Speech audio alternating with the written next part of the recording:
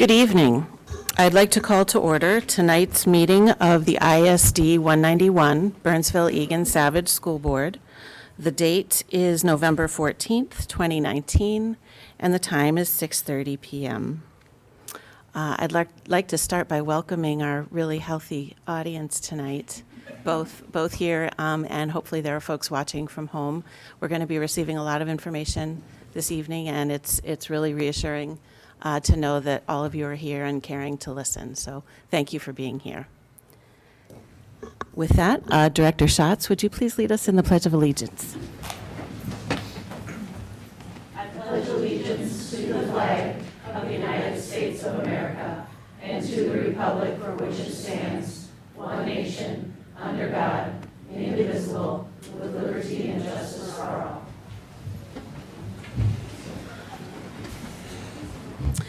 Thank you. We will start by approving tonight's agenda.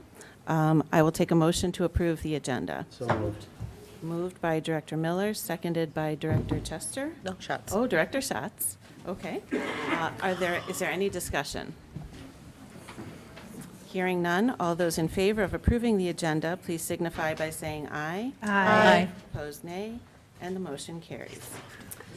We are in for a real treat this evening. We will be receiving information on being future ready and community strong, and receiving a report on Read for the Record. And I'd like to start by inviting Vicki Roy to the podium.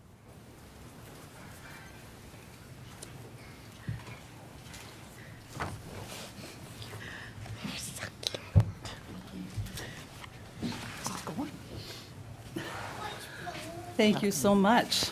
As you see, we have the most important people in the room off to my left, and so I will go as quickly as I can so that we can get to the important things. We had a really exciting day in the district on Tuesday as we read for the record. That's an annual event sponsored by Jumpstart to call for an end to our country's early education achievement gap and to promote a solid foundation for all children to succeed academically. We know that reading aloud with young children, whether in the classroom, at home, or in the community, builds literacy and language skills and provides positive reading experiences that instill a love of reading. And we know children with strong literacy and language skills are more likely to succeed in kindergarten, and a love of reading can foster a love of learning that will benefit children for years to come.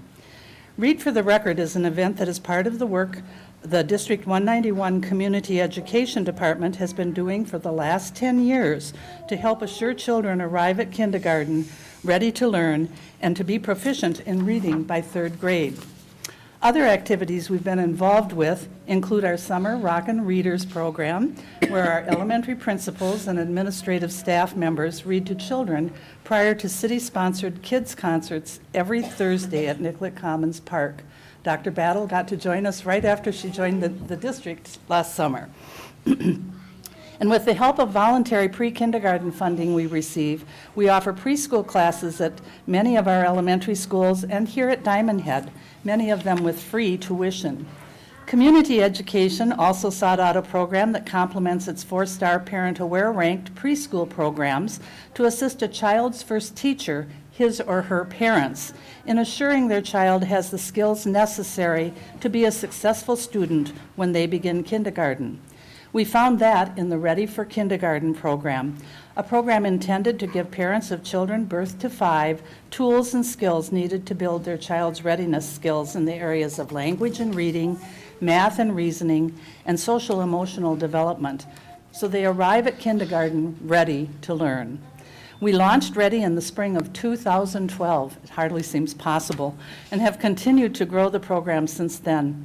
Ready is offered free to 191 families and caregivers of children birth to 5.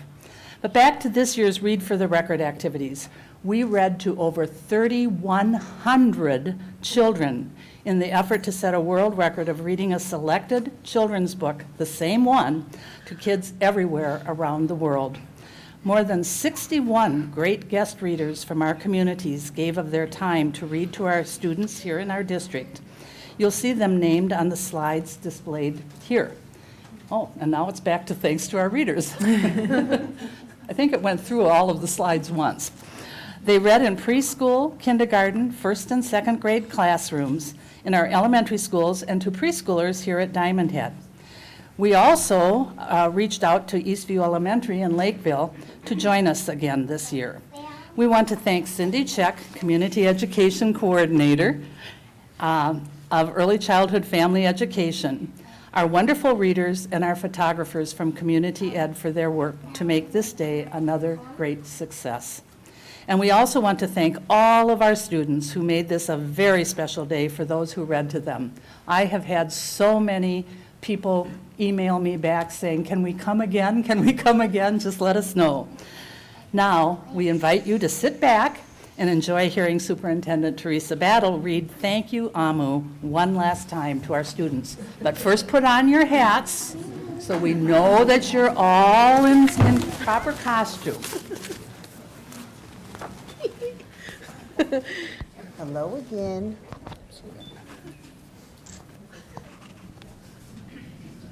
Thank you for the support. Hello again, children. Hi. Are you ready for me to read the book? Hi again. Yes, a cook or a chef. This is Thank You, Amu. And Amu means queen.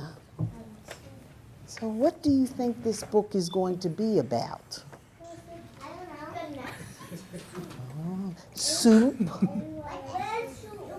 Okay, people, let's see. On the corner of First Street and Long Street on the very top floor, Amu was cooking a thick red stew in a big fat pot for a nice evening meal. She seasoned and stirred it and took a small taste. What a delicious stew, Amu said. Tonight's dinner will be ready, and it will surely be the best I have ever had. With that, Amu put down her spoon and went to read a book before supper. As the thick red stew simmered on the stove, its scrumptious scent wafted out the window and out the door, down the hall, toward the street, and around the block until, knock, someone was at the door.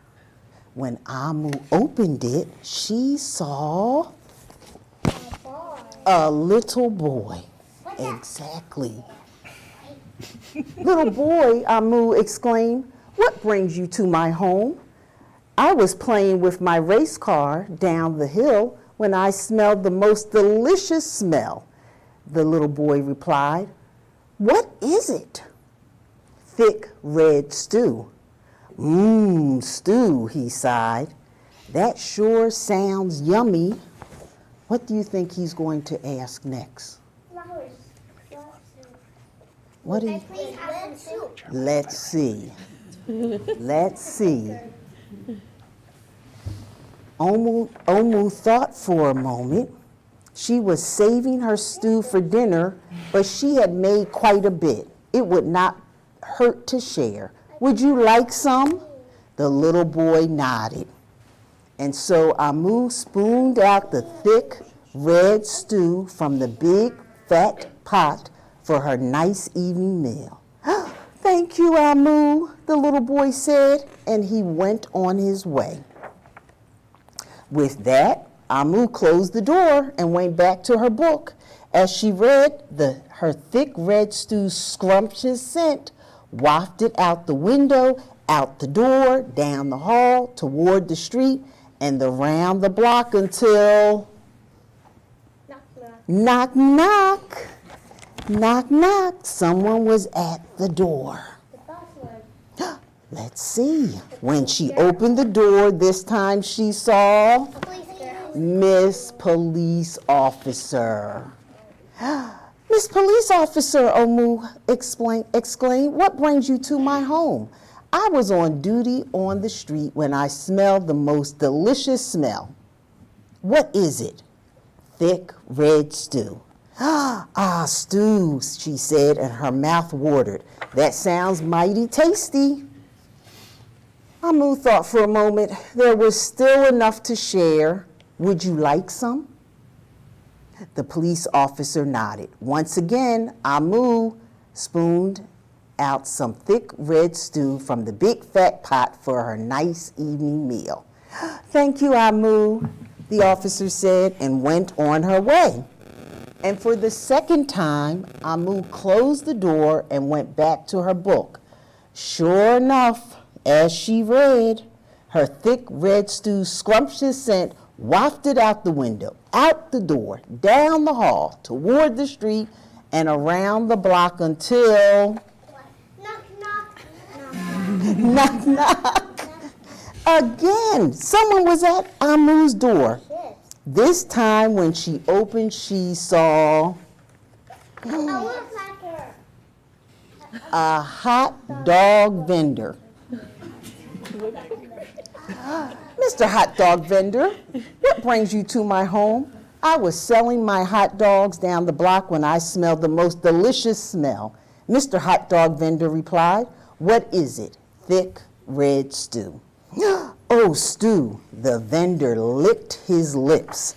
That sounds quite delectable. So Amu spooned out some thick red stew from the big fat pot for her nice evening meal. Oh, thank you, Amu, said the hot dog vendor. Throughout the day, people from all across the neighborhood knocked on Amu's door. She fed a shop owner, a cab driver, a doctor, an actor, a lawyer, a dancer, a baker, an artist, a singer, an athlete, a bus driver, a construction worker, even the mayor stopped by. And each time they knocked, she shared. Soon the sky darkened.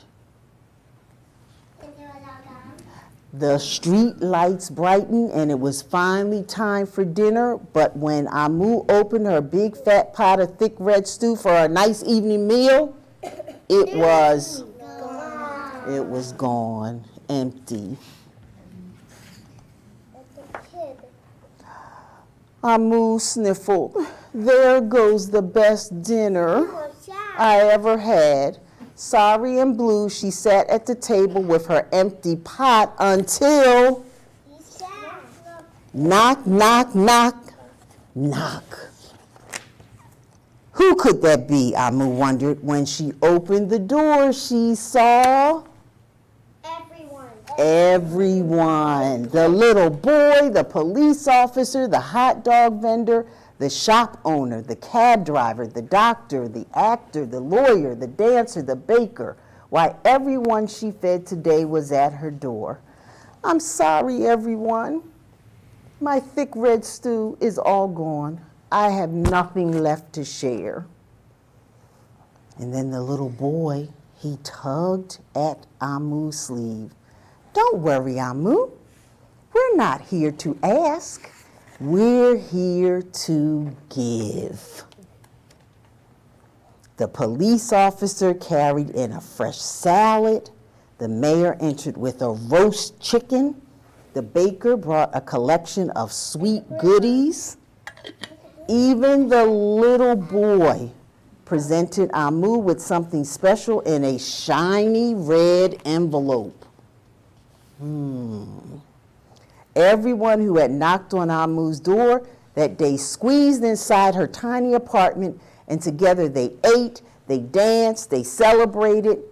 While Amu's big fat pot of thick red stew was empty, but her heart was full of happiness and love. The dinner was the best that she had ever had. Thank you, Amu. The end. Very good, children. Oh, thank you. I have a red envelope just like Amu. Thank you, envelope. Thank you so much. Oh, thank you, everyone. Look. Oh, flowers and love. Oh, I love the winter polar bear. We're getting ready like polar bears for winter, aren't you? Thank you for sharing a story with us. 191 Preschool. Oh, my heart is full, just like I moved. Thank you. And so you see why it's so easy to get 61 people and more who want to come. Thank you. Thank you very much. I want to wear it all night.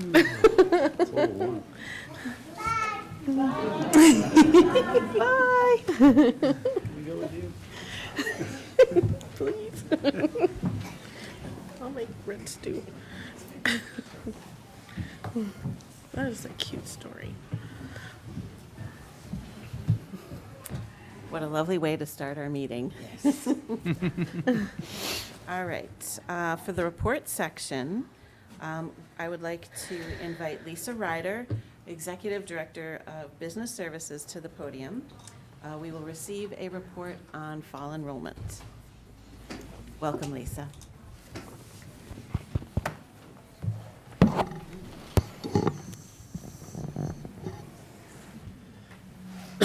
Thank you, and good evening. It is typically in November when we bring to the school board the fall enrollment information.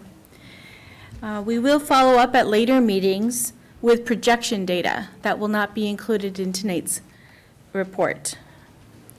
After we receive and provide for you the projection data in future meetings, that is when we would then begin to talk about the 2020-2021 budget.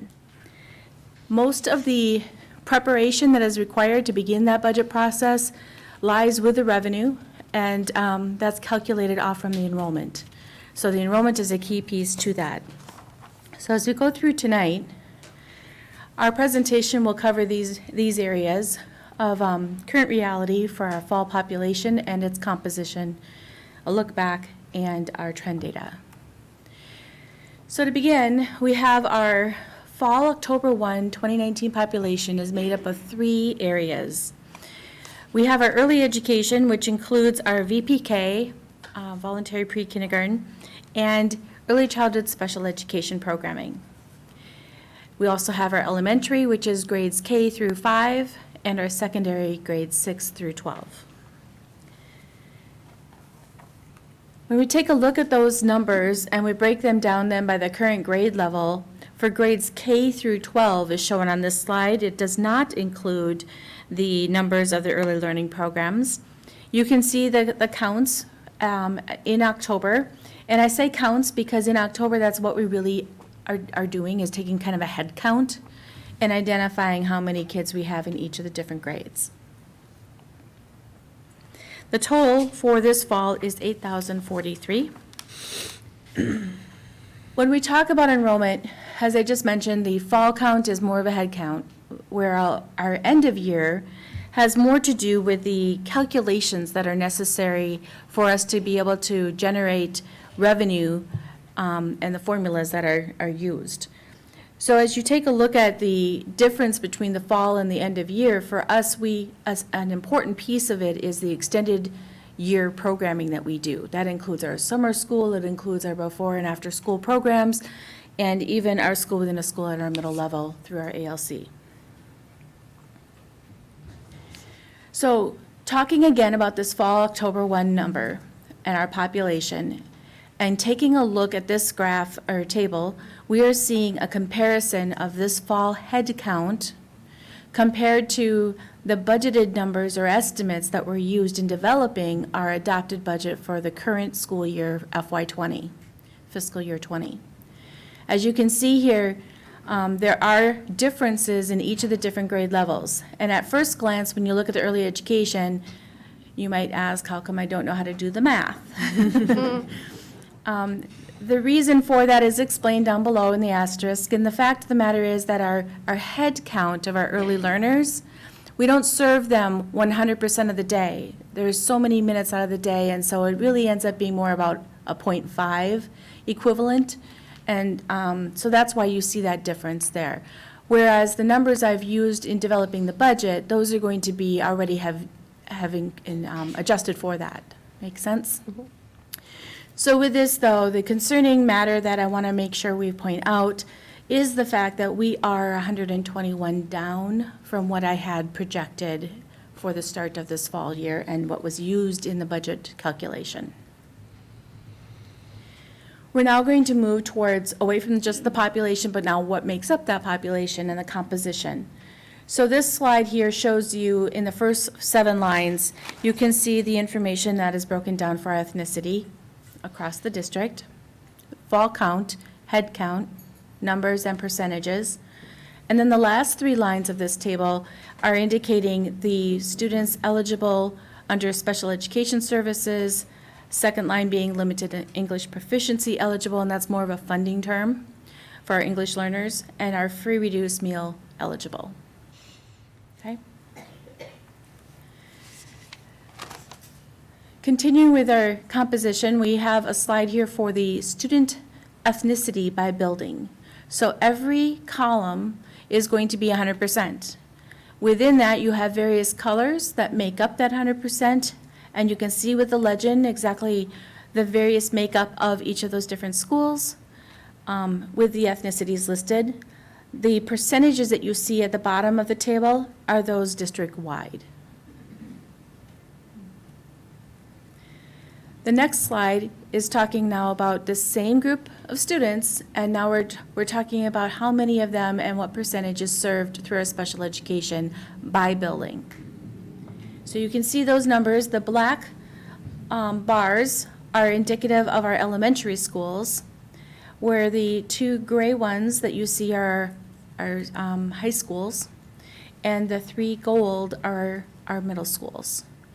The line that goes across the top happens to be all the same number as our district average, our elementary average, and our secondary average are all at 15%. This slide tells us a little bit of a comparison now relating to our limited English proficiency students served in our English Learners program. And so you can see here we have again the black bars for our elementary schools, the gray being our high schools and BEST program, which is our Burnsville Egan Savage transition program for students 18 to 21. And then our gold bars are middle schools. Here, though, you see 3 lines going across those graphs. And so the gold line that you see is the district average at 19%. The gray line is our elementary average at 25%, and our secondary average is at 15%. It's not uncommon that that is the case where the secondary is different from the elementary, as the eligibility of our students does change after so many years of service. Next, we have a similar graph for our free and reduced eligible students by building.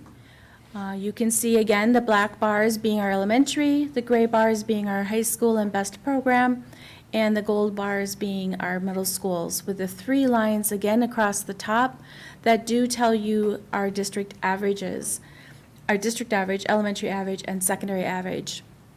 I will say that at the time of developing this graph, the numbers are as you see. However, even since then, we do know that there's a number of families that have gone through that process where they were approved last year under the prior application. That time frame then ran out, and they were dropped from services of the free or reduced eligibility, so they have recently reapplied. So our number in the last month has been increasing.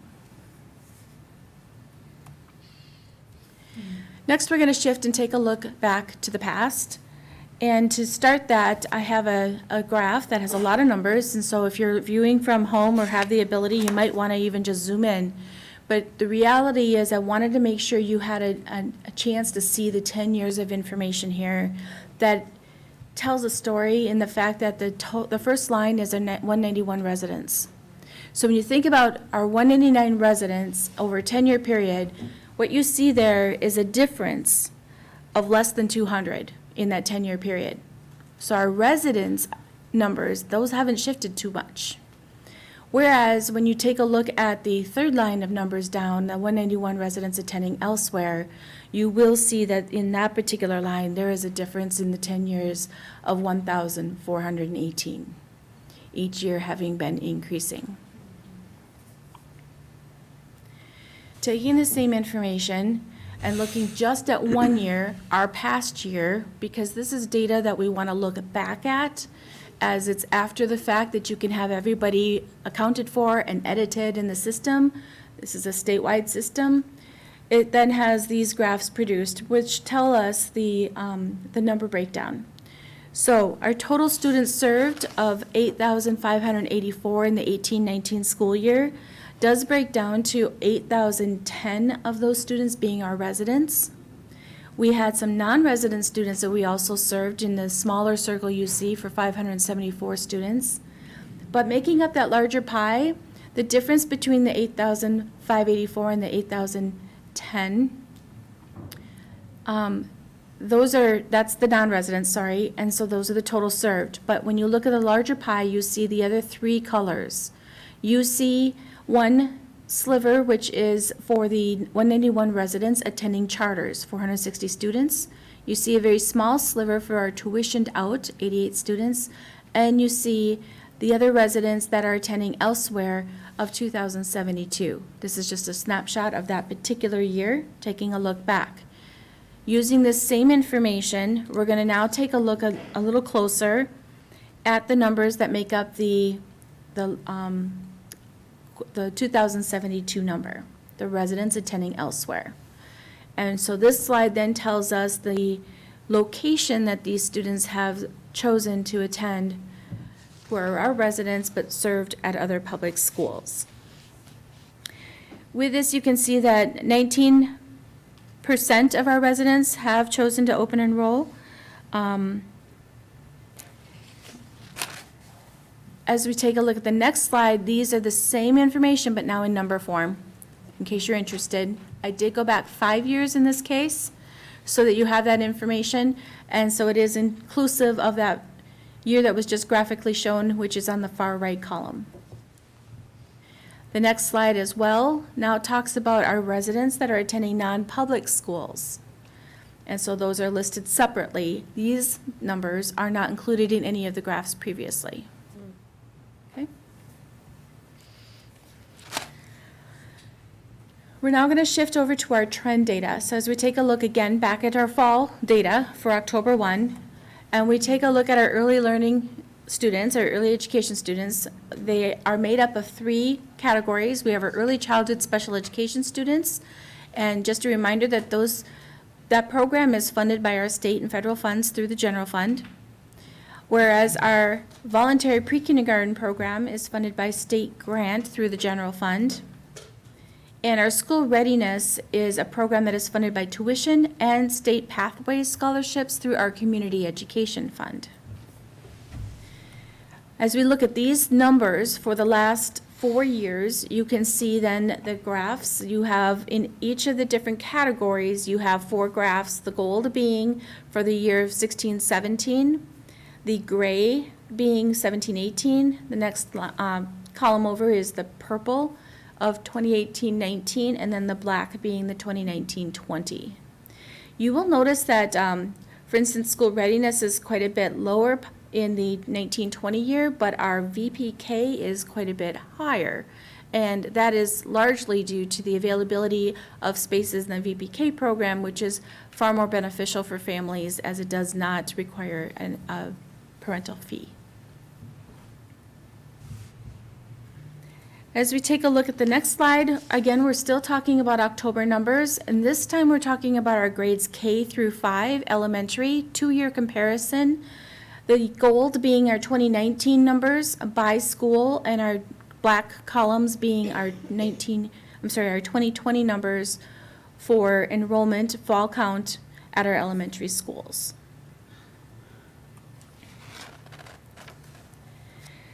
The next slide is our secondary schools and a 2-year comparison. In our secondary schools, We had a decrease of 216 students in grades 6 through 12 from fall of 2018 to fall of 2019. And going back to the elementary number, that was a difference of 87 students on the K-5 slides. This slide is showing a 5-year trend of all fall K through 12 enrollment. Again, each year being the fall count. And then we want to now show a little bit more trend information back to the composition of our makeup of our students over the last 5 years. So we have 5-year trends here in the next few slides. This one is showing us the ethnicity. And so you can see our population, so the bars are dependent upon the count of students at the time of fall, and the breakdown by the colors for the ethnicities within each year with the numbers below. Next slide is our special education enrollment trend. And here you are able to see the percentages here. If you focus on those, you can see the percentage of the total population. And so the percentage has increased, even though the total number of special education students have decreased, so has our enrollment in total. So therefore, the percentage has done a little bit of an increase. Our limited English proficiency program and the enrollment trend for that, you can see here on this slide for a 5-year trend. The numbers are fairly consistent from year to year, growth not being as great at the secondary level as compared to the elementary is one pointed note from our Mars person who helped me to develop this, Bridget McCarthy. And then this slide is our free and reduced meals and the enrollment trend for the last 5 years as well. You can see that the percents are all within 3% of each other within the last 5 years, excuse me. And as I pointed out earlier, that 49% is slightly popping up a little bit more with a few more applications coming through. And that concludes our fall enrollment report. Thank you very much, Lisa. I'll open it up for questions to board members, comments. Director Miller? Thank you, Lisa. That was a extensive report you've put together. Thank you. Going back to, like, it's titled Slide 5, the current grade level enrollment, I believe it's the fall count by grade. Interestingly, I mean, this aligns very closely to what Dr. Warner has been talking about in his informationals. But interestingly, I see the grade K is, I think, if I'm not mistaken, the second largest group now, actually, next to the current graduating class. And it's actually trending, it's been trending up for a number of years since grade 3. I'm wondering if we are a little optimistic, potentially, in all this unfortunate data we're receiving. Is there an opportunity here? Are we looking at, do you have any idea? Do you think? I know I'm asking you to put on a sizing cap, but if you look at the kindergarten numbers for the last 3 years, you'll see that they've all been right around that 650 mark. okay. Okay, so we capture the students in kindergarten. We are. The challenge is we're losing them throughout the next few years. Okay. Well, it was worth a try. And then I just, on the free and reduced lunch, so we're trending right around 50% standing for them. What was the point when we made the change in being more active in pursuing the application of free and reduced status?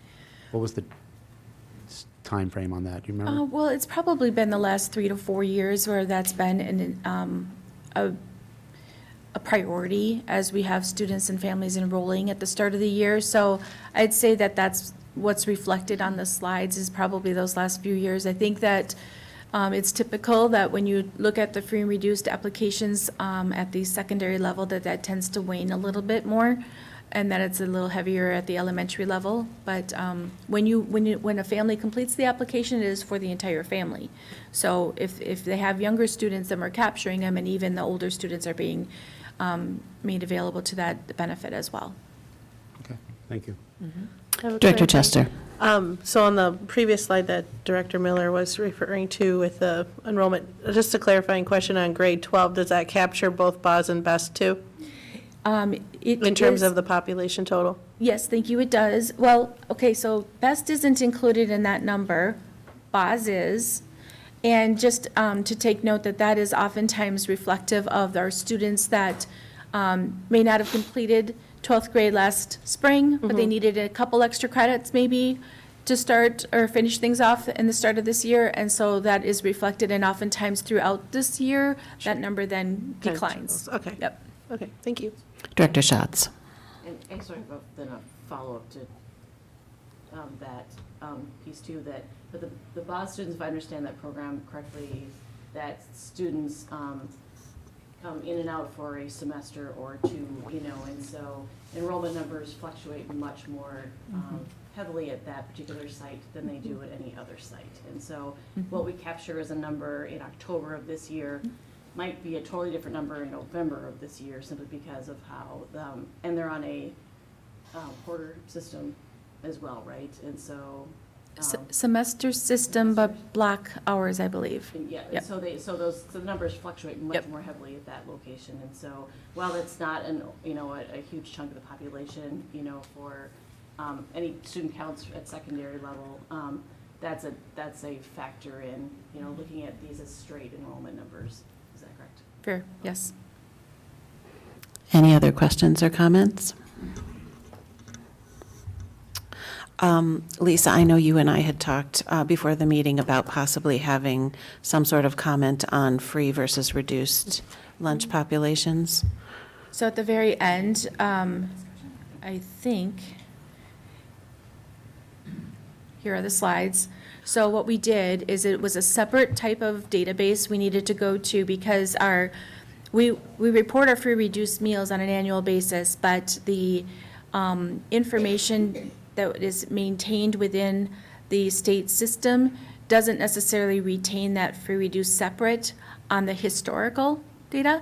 So we just needed to pull it from a different report and break it down by free reduced. And so we went back 5 years and pulled that here, so you can see what, when we talk free reduced, we usually combine those numbers.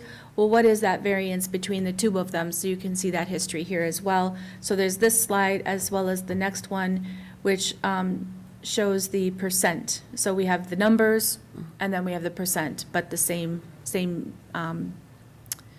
database, or same base number. Thank you. Great, thank you very much. Unless anyone has any other questions? Director Courier, sure. On the special education enrollment trends, I know they've been 15% the last couple years. I know that's the global number, it's the 30,000 look. I know due to medicine and other kinds of trends, are the students in those numbers more complex cases, or could they be only speech and language, or those kinds of?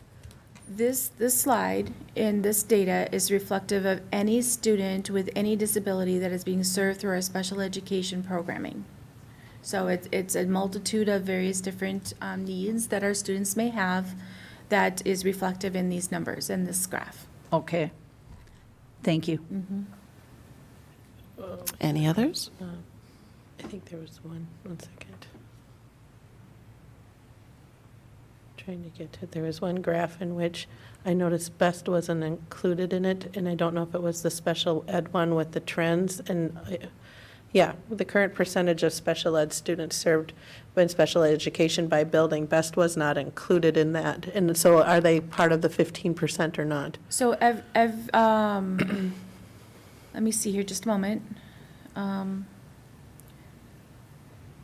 Here we are. This No, is. not that one. I know, this slide is. Number K 11. Okay, so this slide is K-12, so they would not be included there. But over on slide 11, this is K-12 as well, and they are not included here either. Okay. Okay. Students served at our BEST program all have IEPs. Yeah, Yep. I know, but I didn't know if that was Right. reflected in terms of how we talk about the trends within the district. Right.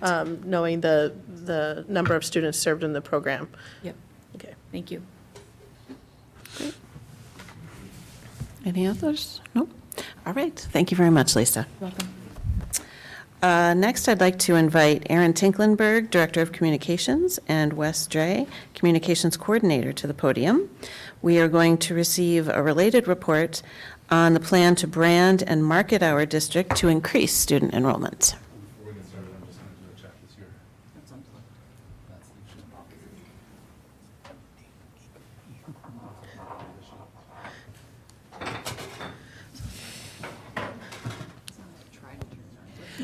Way to go, Darcy. It's always you.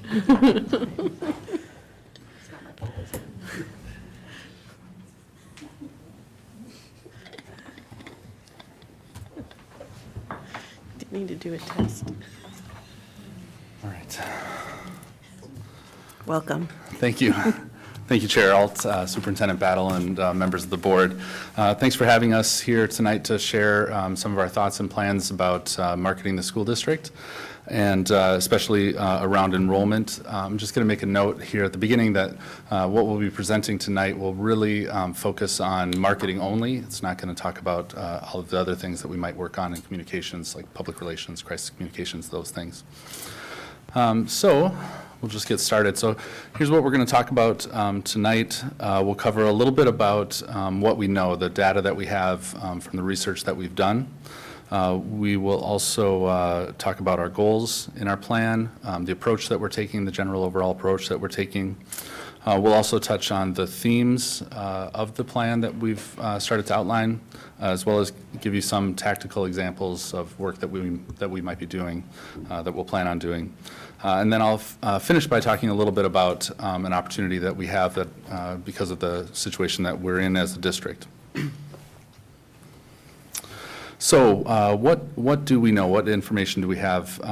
We basically have, or we built this plan around 4 key pieces of data and research tools that we've used over the last few years. One is a parent survey or a survey of parents who open enroll out of our district to either District 196 or Prior Lake Savage. That was conducted in the spring of 2018. We also do an annual online elementary parent survey.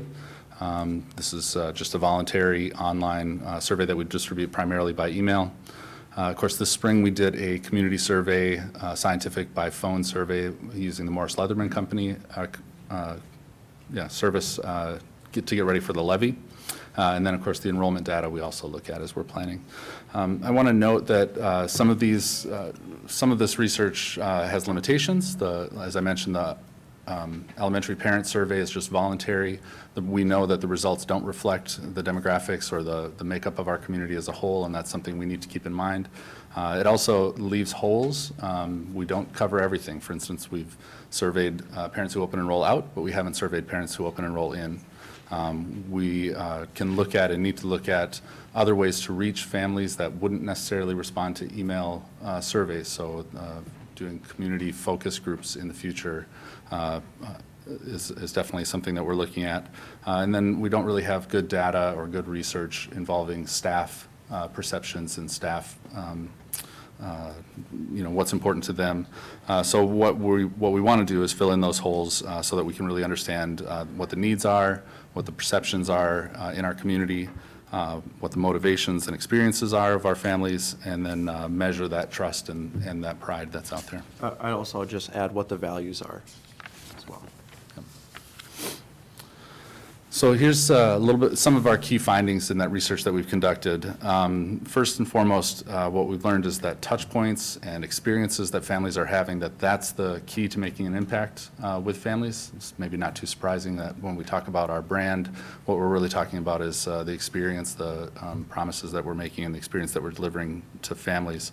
To give you an idea of or another aspect of that is that word of mouth is an important touch point for people. That's how people are getting their information. In that outgoing survey, the survey of outgoing parents, 83% said word of mouth was an important or somewhat important factor. The next closest important factor was only mentioned by 63%. So far and away, word of mouth and those personal interactions, whether with their neighbors or our staff, are definitely up there as the most important.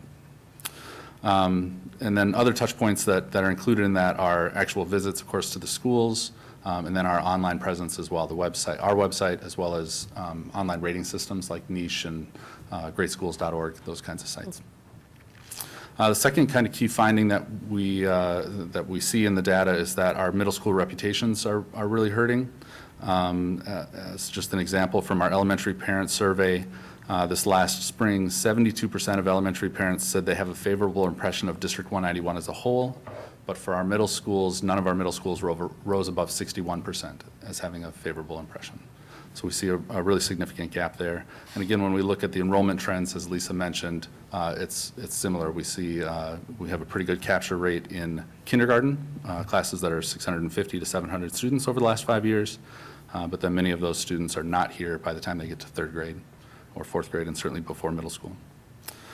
So and then the other 2 points that are mentioned here, just the fact that we need to reach parents early and we need to focus on keeping our students rather than necessarily trying to reach out to the ones that have already chosen to attend a different district. And then lastly, one of the things that we learned in the Morris Leatherman Community Survey this spring was that awareness of Vision 191 has diminished.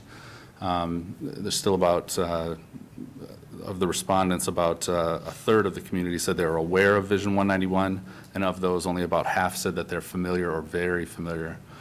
So that's not too surprising that it would go down given how much we communicated about it in 2015 and after the referendum, but it kind of suggests that people aren't as clear on maybe what we're doing now. So that's what we know, and I'm going to turn it over to Wes now to talk a little bit more about the specifics of the plan. If you haven't met Wes yet, this is Wes. He's our communications coordinator. He'll really be spearheading our work at planning and executing marketing in the district. Hi, thank you for having me. So anytime we think of goals that come out of, that we use to create a marketing plan, they always are based on all the points and research that Aaron just mentioned, really looking at those key findings that we identified through the various research tools that we have. The first goal is really focused on addressing that word of mouth piece that we learned through our research. And it's really trying to focus on fostering a sense of pride throughout our community. Our goal would be that whenever someone talks to their neighbor about sending their kid to 191, it's reacted to with positivity and with excitement. Our second goal is, obviously, as we just heard, to maintain or increase our district enrollment, especially looking at the capture rate. So as Aaron said, really focusing on retention of the students that should be attending our district based on their geographic location. The third is to improve the reputation of the district and its schools. And the main piece of research that we have to look at that goal is that elementary parent survey, where we ask pointed questions about perception of our district and schools. Moving on to the approach, when we think about how we would go about a marketing plan such as this, it's a lot more targeted than anything we've tried in the past. Our goal is to really dig down into specific audiences at key moments in their decision-making timeline. So we saw a dip after kindergarten, so that's obviously a key point in time when parents are between 1st and 3rd grade deciding what to do for the next level. So a targeted approach would look at those parents specifically and deliver them with information to ease their fears or worries at the right time. When we think about the strategies that we've created around this plan based on all of this research, 3 themes really emerged, focusing on experiences that our families and communities have, on outreach to those specific audiences, and on focusing and fostering that sense of pride. When we think about experience, when we think about experience, the way I like to say it is anytime anyone interacts with us in a physical location or online digitally, it's an opportunity to either improve our reputation or diminish our reputation. It doesn't matter if they're visiting our website or a school. There's an opportunity there, and we have to look at those tools and those locations to really take advantage of it. Last week, was it? We held customer service training for our clerical staff district-wide. Big thanks to Bridget, our enrollment specialist on that, coordinator on that. We're also looking at creating alignment and consistency throughout our schools for our tours, what parents can expect. I've heard of parents who have attended every single elementary open enrollment night. And so we really want to create consistency so they're getting one picture of what our district looks like. We also want to look at optimizing our current website, really changing the priority of it from just an information tool to a marketing tool. Looking at how it's built, what funnels exist, how can we bring parents through our website to take action, the action we want them to take. And that also includes exploring whether our current website solution is the correct one to achieve that goal. For outreach, outreach is really taking a digital approach combined with, I'd say it's adding a digital approach onto the personal touches that we've already been implementing. So creating automated campaigns to target those specific audiences that I mentioned before at specific times when they need that information the most. Next week, we're hosting our first ever webinar for the district focused on kindergarten information. Some folks from Harriet Bishop Elementary are going to help me out with that. And part of the outreach as well is creating new collateral for every school level. So I know we've done this in the past, but it's sort of waned in the last few years on having information about each level and what makes it unique and what values we have in each of those school levels. The other part is that direct mail is not dead. And it's really one of the primary ways to reach your audience directly.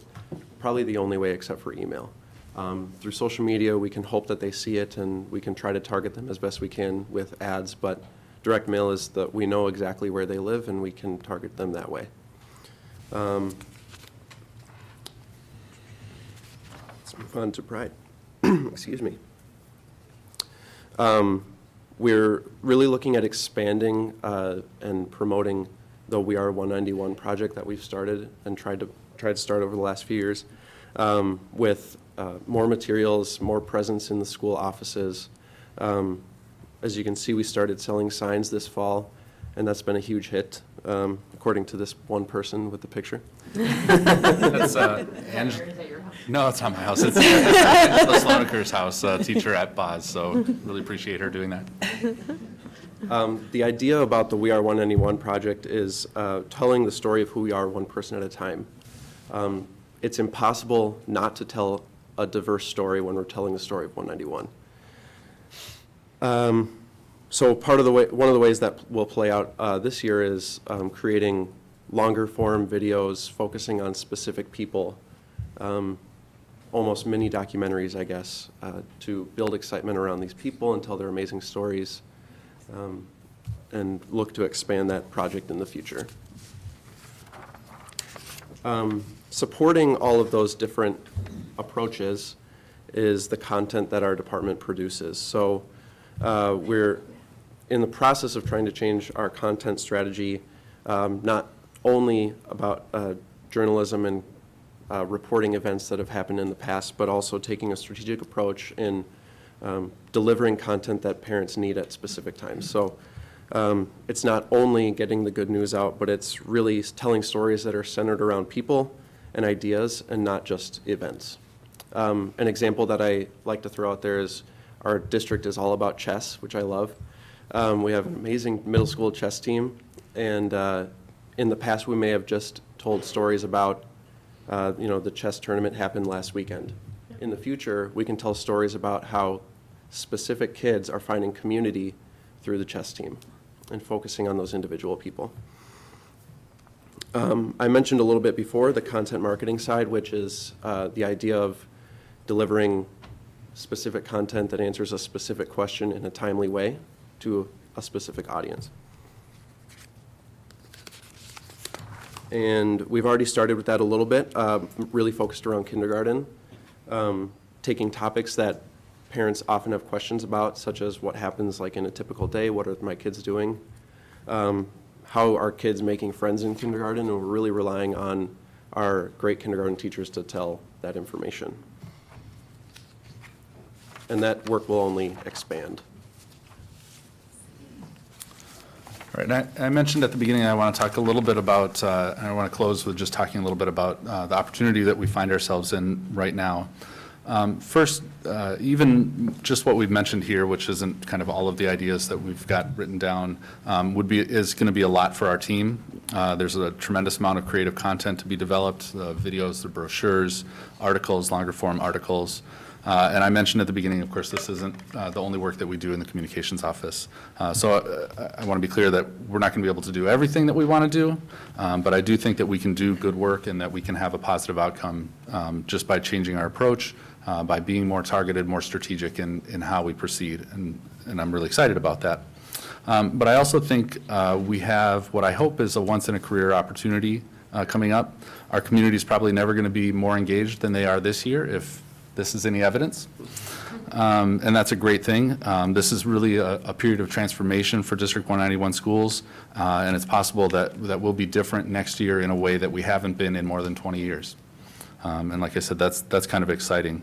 And if we look at what our research tells us, especially our enrollment, I think this is an opportunity to really change the way we work when it comes to communications and marketing. It's an opportunity that we can take and run with it. And there's plenty of evidence that a concerted and significant effort in marketing can have a big impact, both in terms of perceptions and enrollment. And that's the opportunity that I think is in front of us. Right now, we're kind of in the explore what's possible phase of thinking about that opportunity and what that might look like. But my intention is to bring forward those possibilities that can really make that big impact and get us started down a new course, so at least we know what's possible for us to do. And that's our presentation. Thank you. That's great. Thank you both very much. Board members, questions or comments? Director Courier. As you gather stories centered around people, please explore our Hall of Fame. I know we had, the day after we had a Hall of Fame induction, one of those inductees was on the front page of the arts section of the New York Times. Oh, fantastic. So, please, we have people in our Hall of Fame that are, so those make great stories. And the Hall of Fame has evolved through the years. I've been on that committee a long time. And we now have brought it to the students at the football game, where we used to have a separate event on a Saturday before school started. We now have it at the football game to make it more front and center for current students to see what they can do and become. So, on your stories. Absolutely. That's a great reminder. The Hall of Fame ceremony, if people haven't been, I highly encourage it in the fall. It's Yes. inspiring, and I think inspiring for students as well, like you said, to see what's possible. Yes, thank you. Thank you, Director Courier. Director Chester. Yes, I'm incredibly excited about this. As a person who does marketing and fundraising professionally, this really excites me because the individual stories, most people are motivated by their heart first and validated by the data in their head.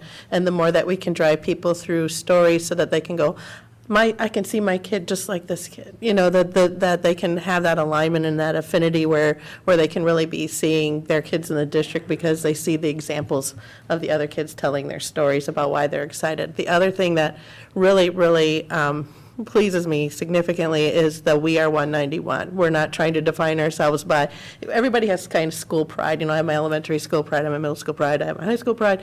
But to know that as a district, we're giving a whole district pride, really it sends a really nice message. I really like that that's an emphasis for us. I know you are a small team and this is a lot of work. And so anything that you could be sharing to encourage the community to keep doing this. I know all of us are actual advocates as well and ambassadors for this district, so the more tools that you can give us or ideas that you can give us so that we can be sharing our pride as well in a the consistent manner in which you have your plan, please keep us in the loop or encourage us, like, please share, do this. And then with all our caring audience here tonight, know that that's something we need all of us to be doing, is demonstrating that pride that we have in our community too. Thanks. Great point, thank you. Director Schatz. Okay, I have a couple questions. One, what's a drip campaign? Yes, so let's imagine we send one email to a group of people based on their actions, whether or not they open the email. If they click on a link, they'll automatically be sent another email at a period of time. And you basically, you build out a drip campaign over a few months, and you can just let it sit there and do its work with a specific goal and measure it later. Yes, automated emails. Okay.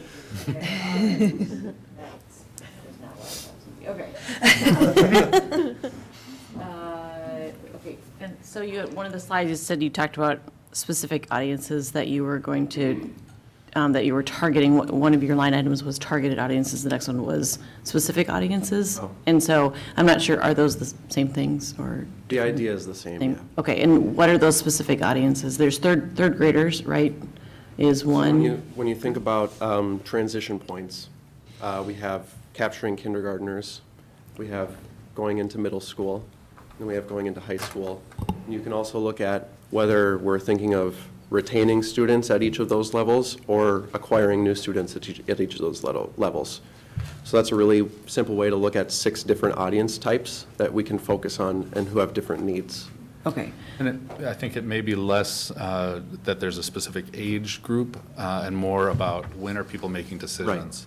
So if we can do some listening, for instance, and find people who are making those considerations, starting to make those decisions, looking for that information that we have, we target those people rather than, okay, you're in 3rd grade so that you get this email.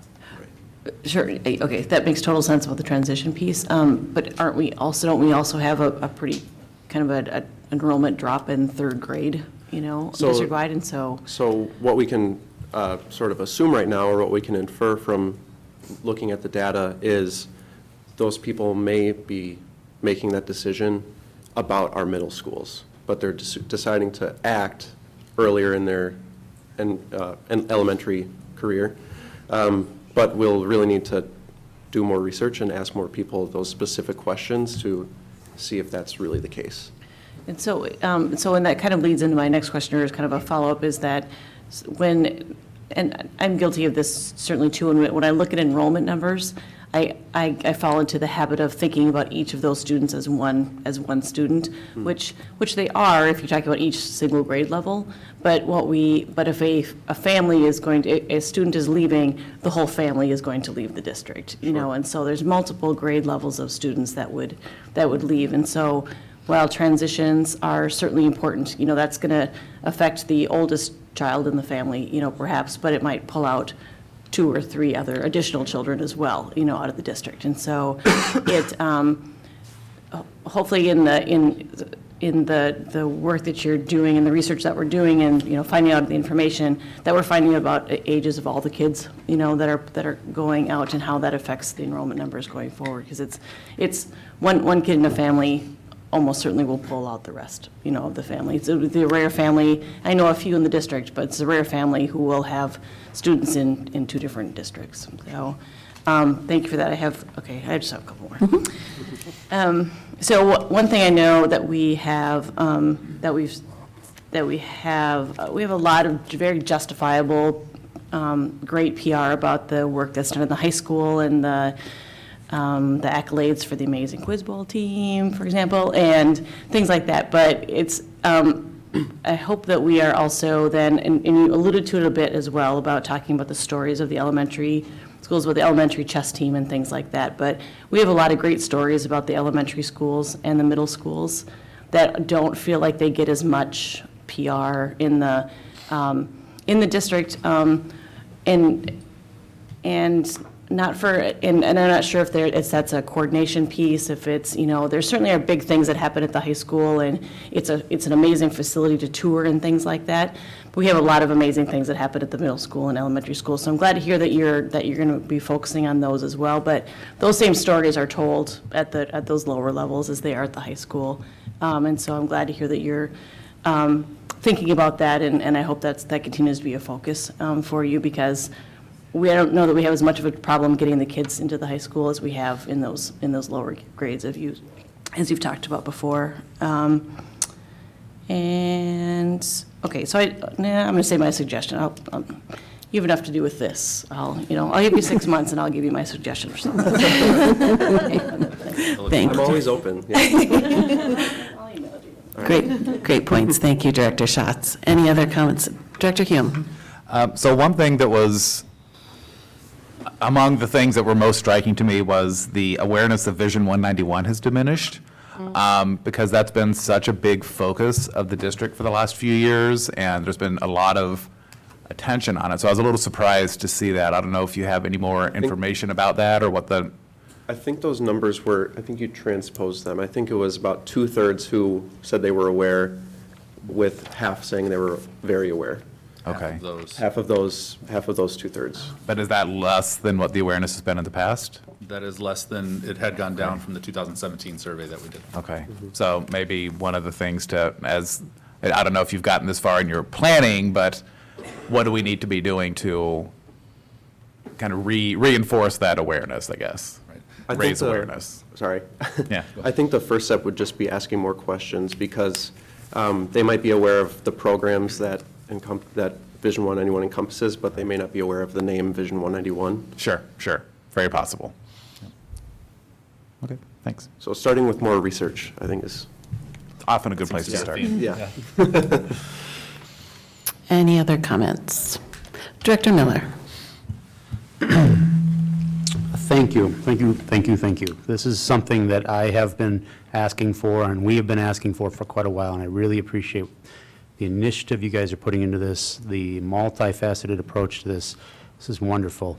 It was especially nice to see this positive report following a very thorough report by Director Ryder, but an unfortunate report preceding it, and to see that we are heading in the right direction. I really appreciate this. I like a lot of what I see here, and I hear stories all the time out there, and they're full of misinformation. And we have our challenges in this district. I acknowledge that. So does every other district in this state and all the districts around us. And what we have here are the best teachers, the best programming, the best staff, and the best families and students. And so I'd love it you guys are going to go out there and tell that message. So thank you. And I've said this before, I want to keep seeing things that you're doing and do them. I want you to go do things. I want you to fail at things, try other things. Some things work. You guys take the risk, we'll take the blame for it. Go do it. That's my message, please. Thanks. Thank you. Clapping. Thank you very much. Great point. Director Alt, could I? Yes, Director Hume. As long as we have such a large audience tonight, maybe you want to say how people can get one of the We Are 191 signs? Ooh, great. That's a wonderful suggestion. The We Are 191 yard signs are available at any school. Just stop in the front office, or people can send me an email, certainly, and then I can get one to them. They are available for $10. You're a great idea. We have some here right in the building, so if people even want them before they leave. I got mine at the Burnsville Family Fest, and it's proudly in my front yard. It's great. Thank you. We'll do another big push in spring when the snow melts. Yeah, I was going to say, good idea. when the ground thaws out again. Any other comments? So to thank you both very much. Clearly, your department has quite a bit of work to do. And at the same time, to Director Chester's point, each of us has a great story to tell. And what we share has an impact on where we're headed. And we're all in this together. So thank you and good luck. Thank you. Thank you. All right. Next. We will be receiving a report regarding the recommendation to close schools with Roger Warner. And I'd like, as Dr. Warner gets himself in place, speaking on behalf of the board, while we recognize that these conversations and ultimately our decision are designed to place 191 in a much stronger footing in terms of our finances and our programming, I have to acknowledge on behalf of the board that working for the last couple of months, not knowing which schools will be designated for closure has been a challenge. And I appreciate everyone's patience and perseverance throughout this time. Tonight we will hear the recommendation from Dr. Werner, all of us together for the first time. And then for the next month, this board will be tasked with asking questions and listening and discerning a path, the best possible path for our students and for stability and ultimately sustainability of our educational system. So we welcome you, Dr. Werner, and we're looking forward, and anticipating your recommendation. Well, thank you, Madam Chairperson, members of the school board, Superintendent Dr. Battle. I am delighted to be here and sharing with you, as has been, I think, this evening as well, provided in memorandum form, a brief PowerPoint presentation on the community engagement process that occurred as a result of the administration and the board's desires, for which I think you should all be commended. If I may, because there is a larger viewing audience, take a couple of moments to provide a little bit of backdrop to the PowerPoint presentation. Many of these individuals who are here, parents and patrons who are here, may have attended some of the community engagement sessions. On the other hand, some may not have. Some may not have taken the opportunity to review the organizational analysis study, which basically was commissioned by the school district in April of this year and was conducted over a 4-month period of time and led to the board and superintendent's decision to institute the community engagement process. So if I may do that, perhaps very briefly can provide some information that may be of benefit to the viewing audience. The study was instigated at the behest of the school board and superintendent of schools in April of this year to engage an independent third-party neutral firm for the purposes of examining the status of the school district by way of presenting ultimately an organizational analysis study. That study examined the 5 major components of the operation of a school district, those being enrollment / enrollment trends, finances, programs and services, staffing, and facilities.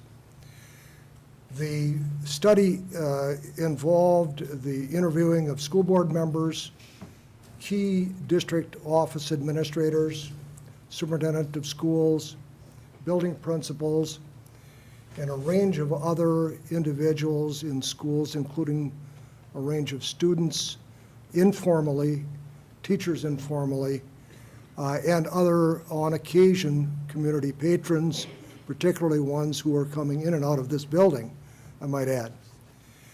In addition to that, all of the buildings in the school district were toured, and we, as independent third-party neutral consultants, examined I would say almost a mountain of data and documents provided by the school district, verifiable documents, as well as an examination of comparative Minnesota Department of Education gathered and analyzed data as they applied to this school district and allowed for comparison of this school district within the context of other school districts of comparable size. At the conclusion of that process, a series of recommendations were tendered to the school board and to the superintendent of schools, 12 in number, and probably the most striking of those recommendations were regarding school facilities or the possibility of recommendations for the closing of school facilities. Now, just for a brief moment, a backdrop of the information gathered from those multiple sources that led to those recommendations regarding facilities, but also an additional set of facilities, are these. Our findings illustrated, as the school board and administration is very much aware, that the district has experienced a minimum of 10 consecutive years of student enrollment decline, without exception. 10 consecutive years.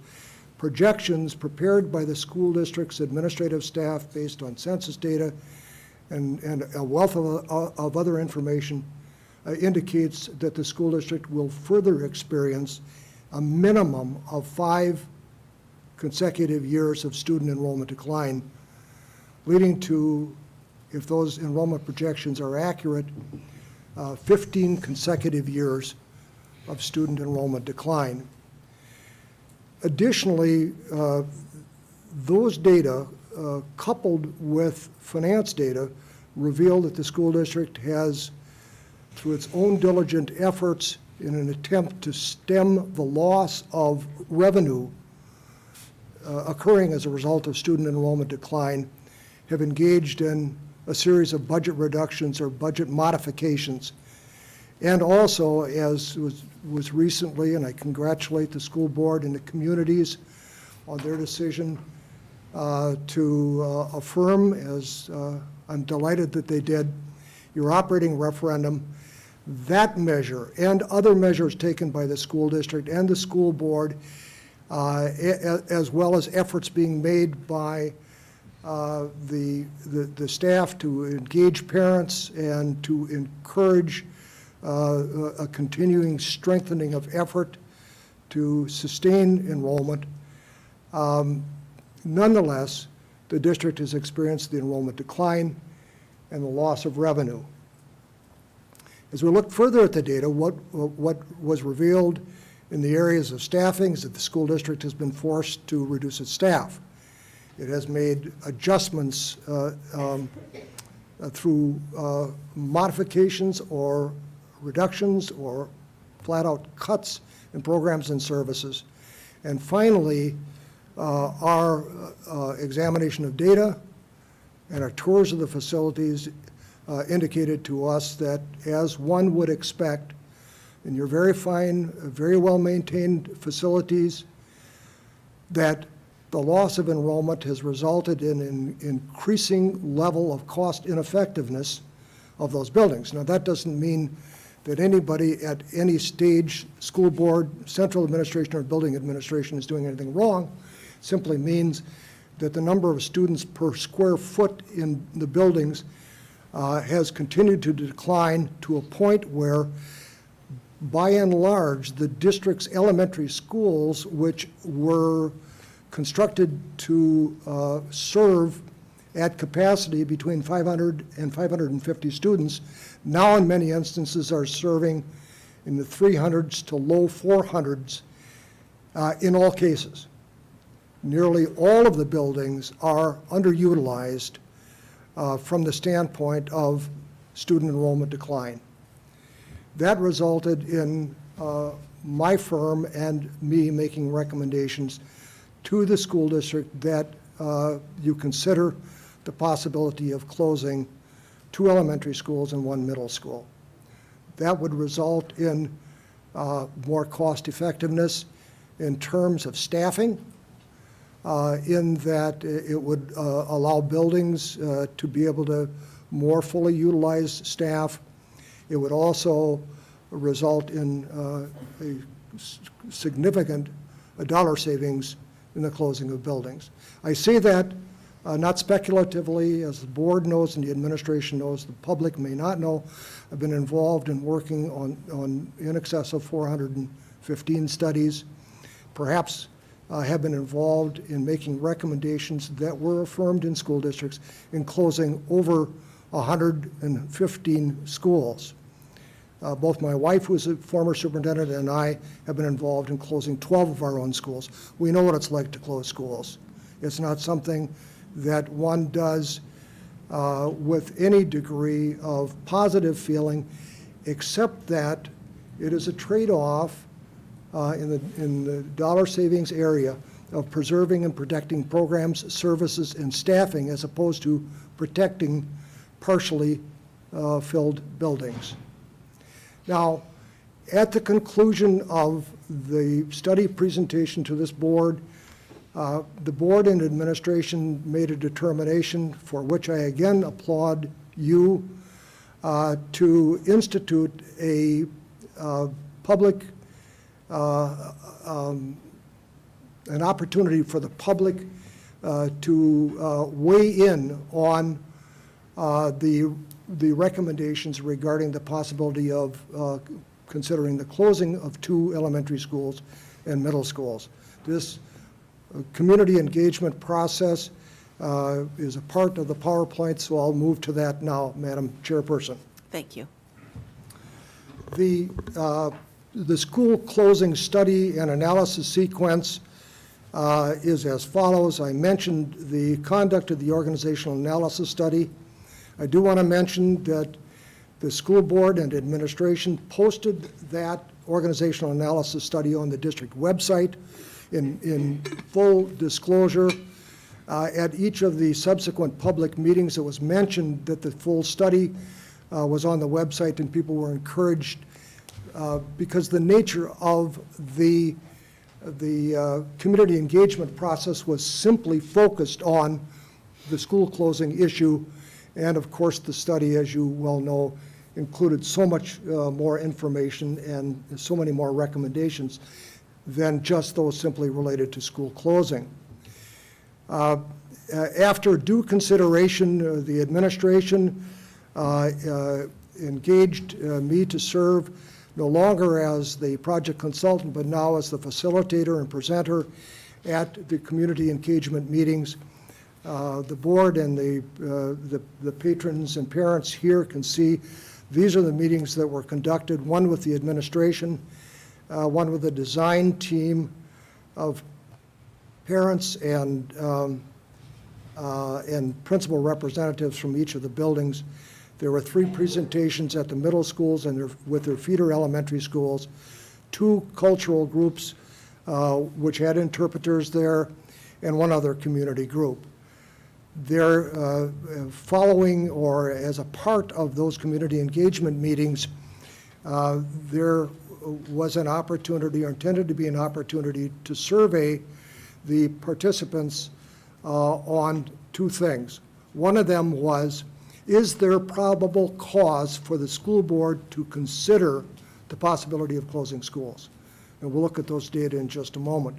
The second portion of that feedback form that was distributed to the participants in the community engagement process was to seek their advice on what they viewed as the first, second, and third highest priority factors that should be considered in identifying schools to be closed.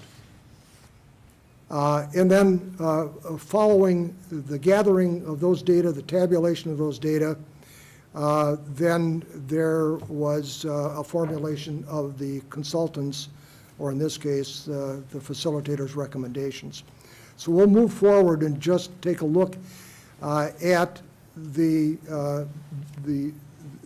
feedback information that was provided from the participants in the community engagement meeting process. The first issue on the feedback form was a request that participants provide feedback on whether or not there was probable cause for considering the closing of 1 or more school district schools. Perhaps, and I know board members avail themselves of attending 1 or more of these meetings, so you are aware that the content presentation at those meetings was fairly specifically focused on enrollment, the impact on finances, budgetary reductions that have been made in the past, and then an examination of facility capacity, square footages, utility costs. Other program and service considerations, staffing considerations were not a part of this presentation. It was very specifically focused on those issues I just mentioned. The community engagement meetings, the composite of all of those meetings involving the community, nearly 68% indicated that they felt that there was probable cause for considering the closing one or more school district schools. Below that, I wanted to make sure you had an opportunity to see that 4 of the groups rated the probability of considering the closing at a much higher level than, well, 3 of the 5. But one of the groups raised or provided feedback at a 45.3% level. And there was some speculation about the reason for that, and if the board is interested later, I can comment, though I did not personally hear the speculation.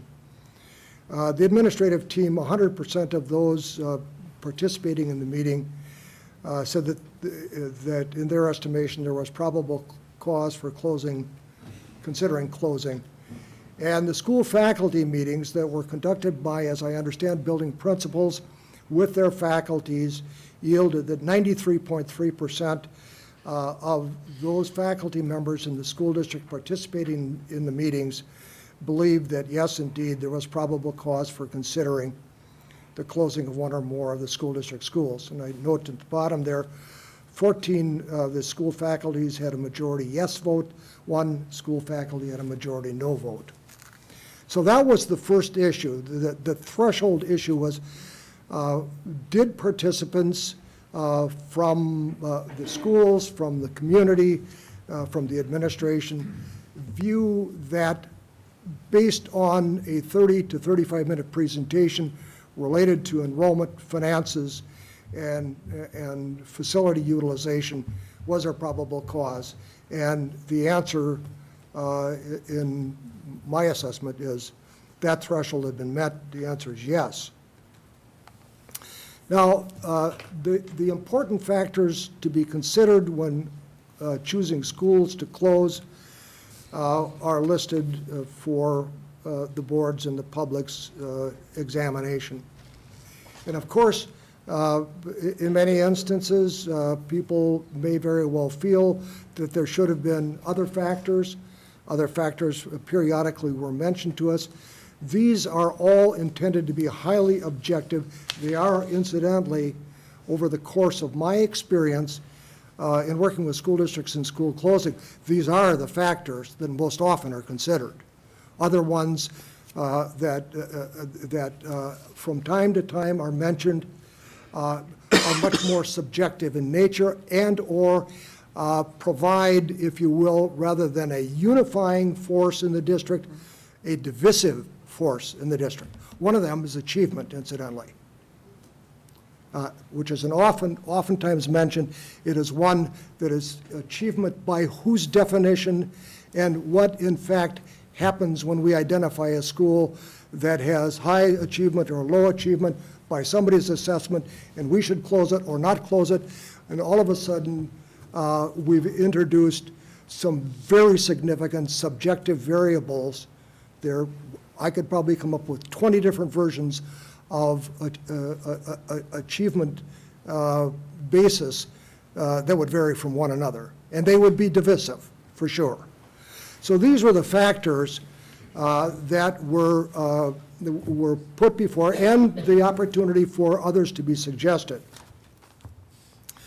The ranking of the factors that should be considered when closing or choosing schools to close, the community engagement meetings, the rank order, smallest enrollment, oldest, greatest need, lowest geographic risk.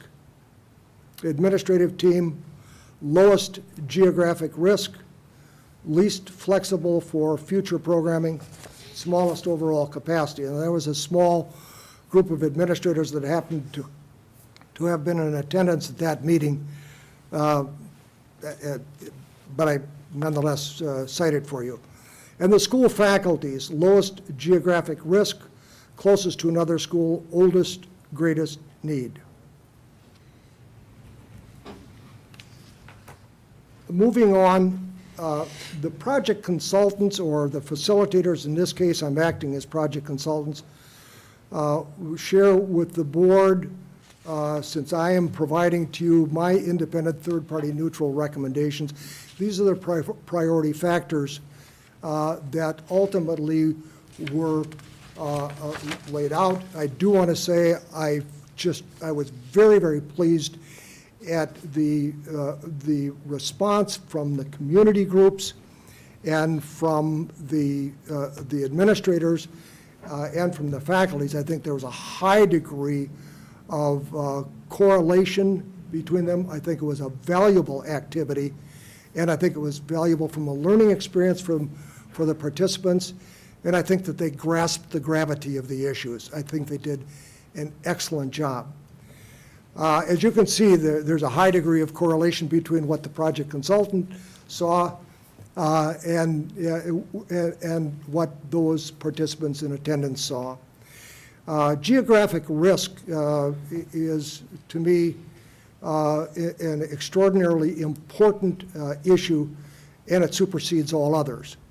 And the reason for that is, if there is a possibility that a decision can be made to close a school, and in fact, what that does, or at least is a party to furthering the outmigration of students and revenue loss, it is a bad decision to make. There is one school in the school district that was mentioned on multiple occasions throughout the course of conducting the organizational analysis study, and data support it, that school has had a high outmigration through open enrollment.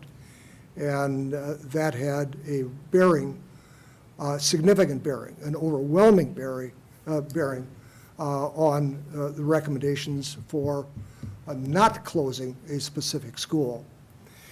The most common factor in school districts, in school closings, in determining priority in school closing, is the school that is oldest, least modern, and least flexible. Third, of the project consultants rating, the smallest capacity. That is the smallest in square footage.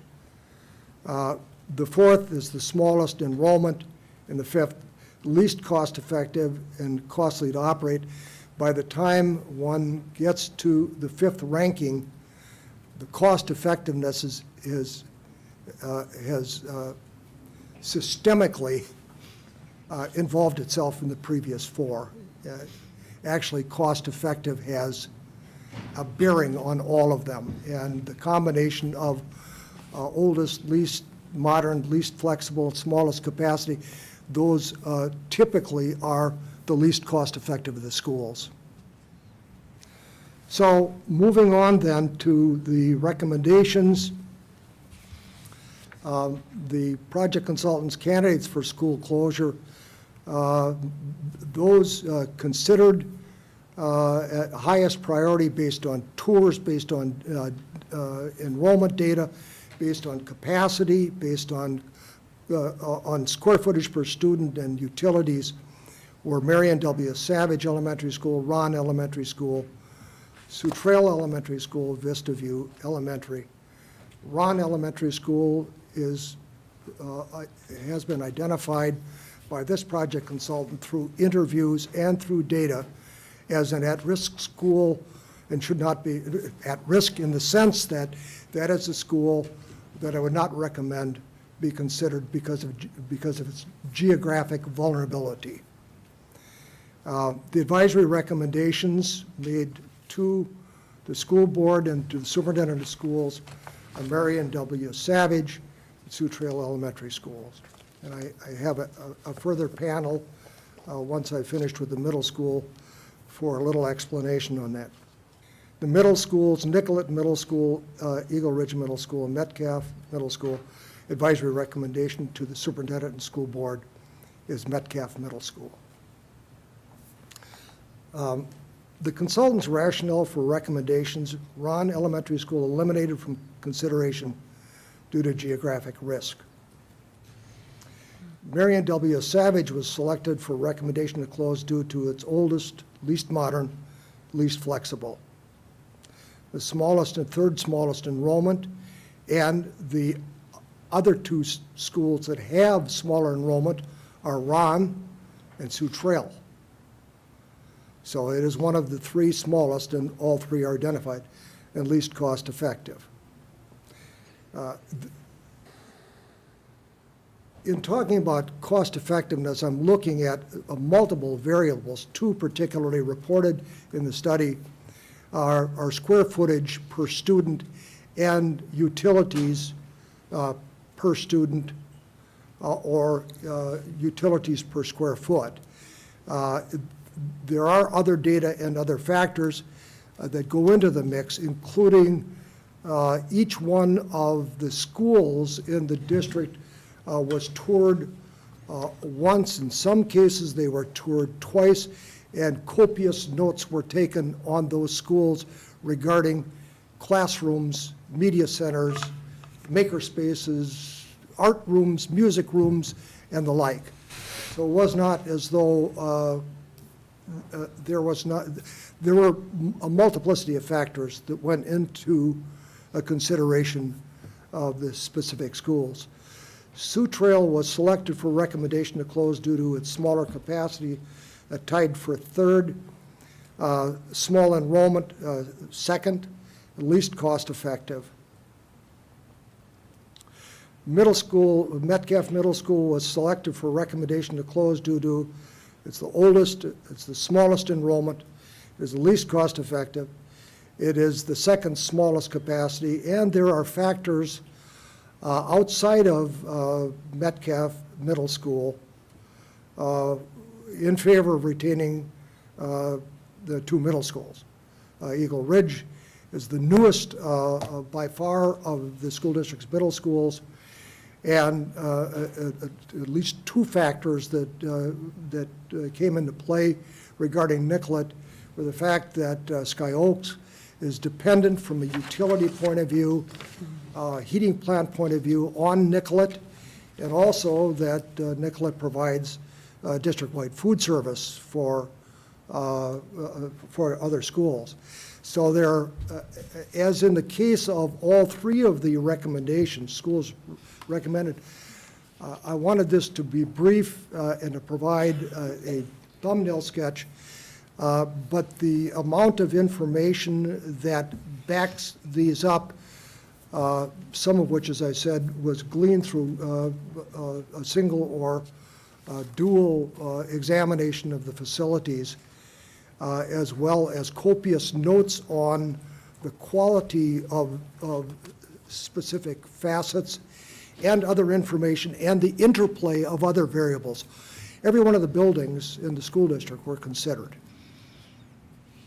And, you know, clearly others could select other options. I feel very comfortable and confident, not egotistically so, but I feel comfortable and confident with the recommendations that are made, Madam Chairperson, Madam Superintendent. Thank you very much, Dr. Warner.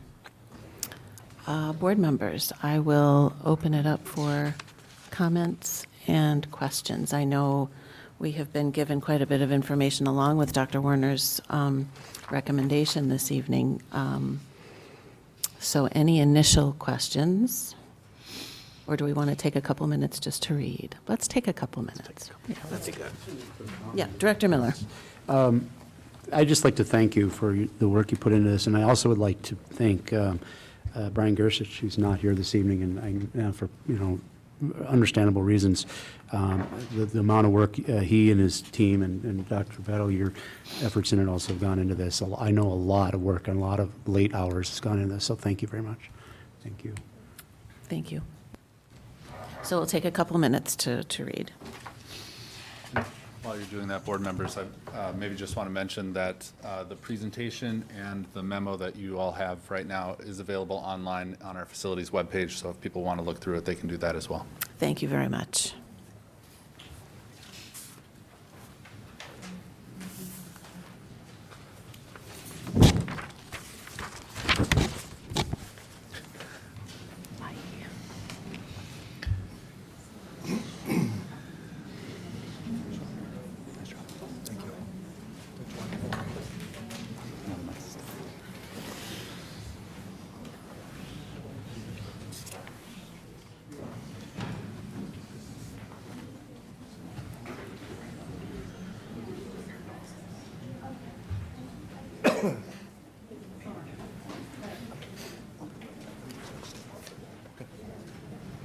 It's just going to step out for a minute.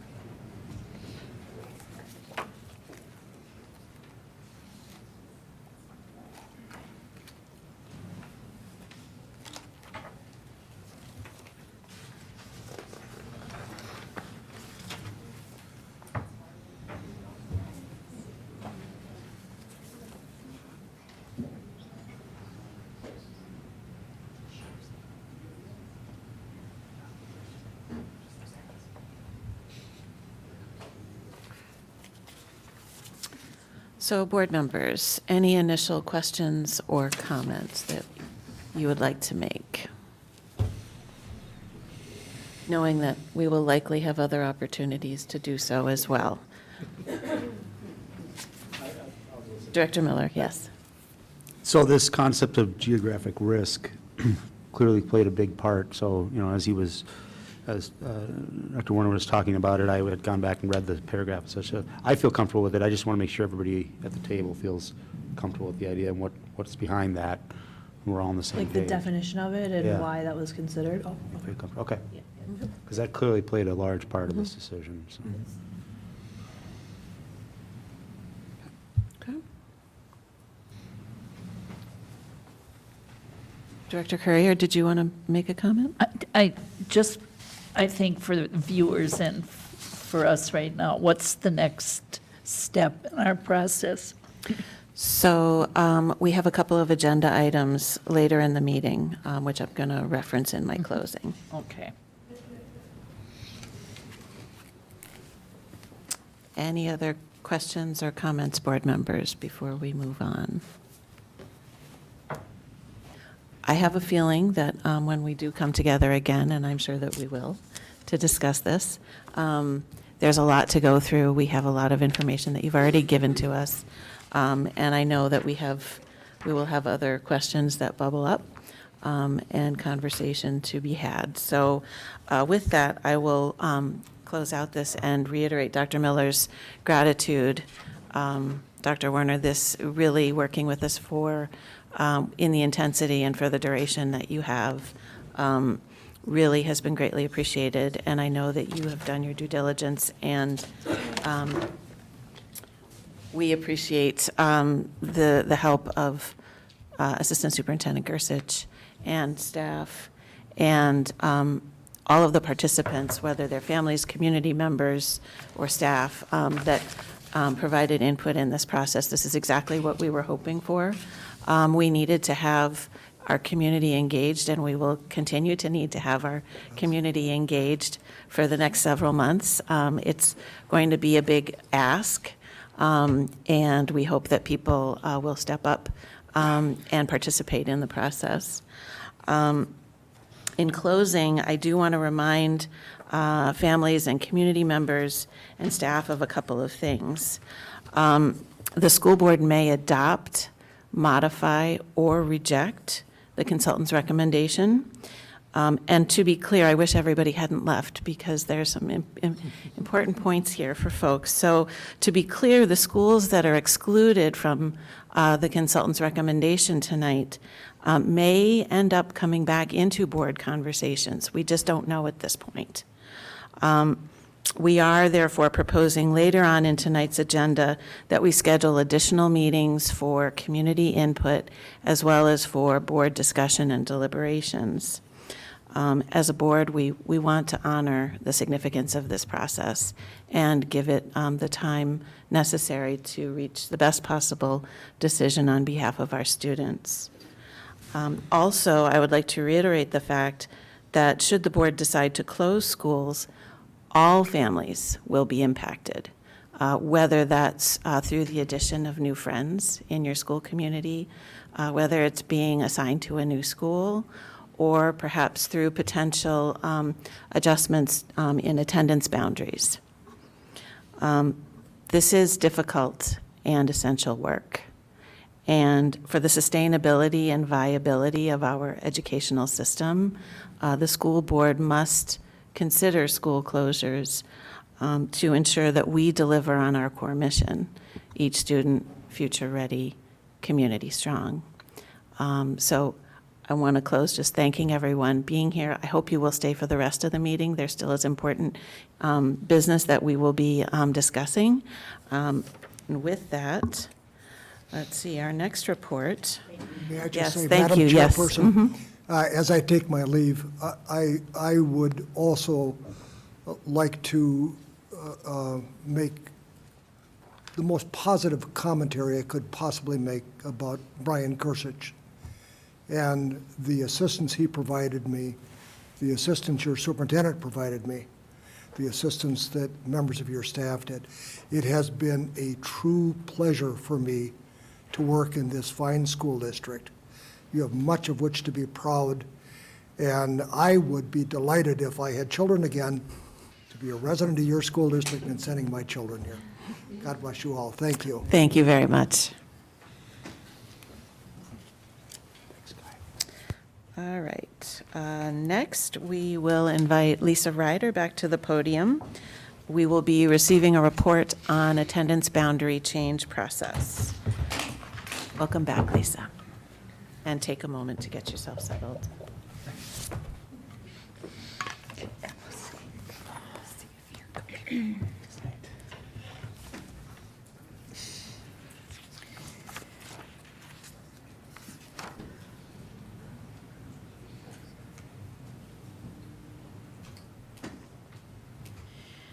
All right, so now we want to talk a little bit about next steps, and particularly around the attendance boundary adjustment process, giving an update with regard to what that might look like.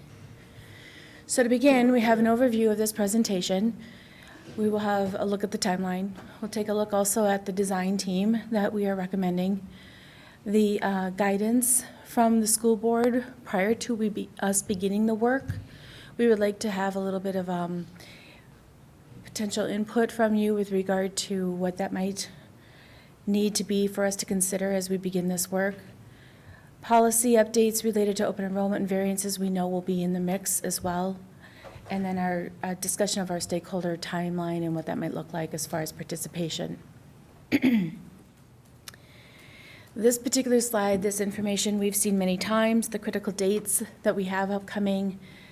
We are on November 14th. Clearly, we've heard those recommendations. And December 4th, there's public hearing schedule, or public hearing that we anticipate to be scheduled. There we go. And December 12th is the school board action where we're hoping to understand the decision around the proposal to close identified schools. So as has been alluded to, there is then the conversation, if we do close schools, then you will want to consider what those attendance boundaries would be. And so as we begin to talk about this, we'll need a design team that will allow us to be able to establish various different scenarios for you to consider.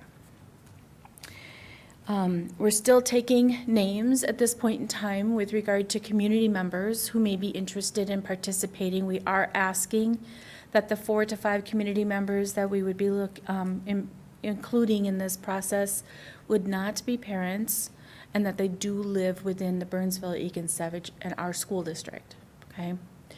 I would look to facilitate this team with 2 co-chairs, one being a community co-chair and one an internal co-chair. Our executive team members and operations would be included in this team. That would include curriculum, special education, business, human resources, and then we would involve our transportation team as well, the routers, as well as those that facilitate those routes.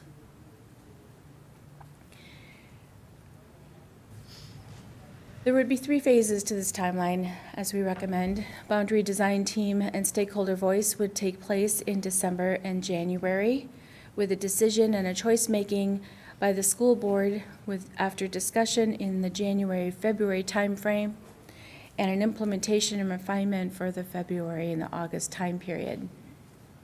You've seen this slide before. This is our design framework in which we would be looking to utilize again. So the idea behind this is the top part of this slide is talking about the consultation. So this is where we would be looking to really make sure there's a shared understanding of the stakeholder voice and the design team with regard to what it is that needs to be and should be considered. And then that information going towards to the school board for the choice making, and that's at the middle of the page, with scenarios being presented to the school board for a decision. And then beginning in February would be the bottom part of the slide, which is all about the implementation and refinement. I want to point out the arrows that go between the two, both at the top, when you're trying to get that shared understanding, as well as at implementation, because there will be that need to give and take and get that information back and forth. The intent, as I understand it, would be for implementation by fall of 2020. This next slide talks about a guiding change framework. We've used this before in our district, and so just for those who may not know and understand it, you start with beginning to understand what your current reality is, and you want to then define what are those unacceptable means, those things that you're not going to let happen in the process, and then at the end, what are those desired results? What are you looking for to be that answer? So we do have here a guiding change document, and I will just pull it up for a moment.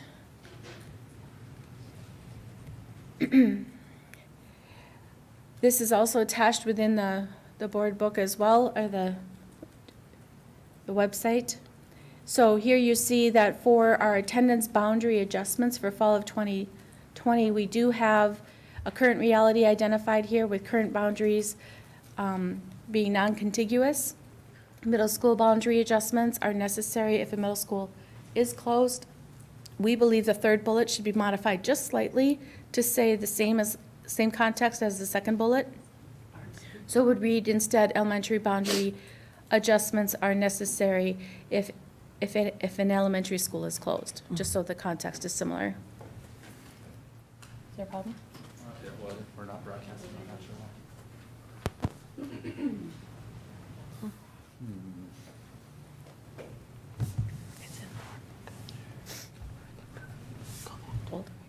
Yeah.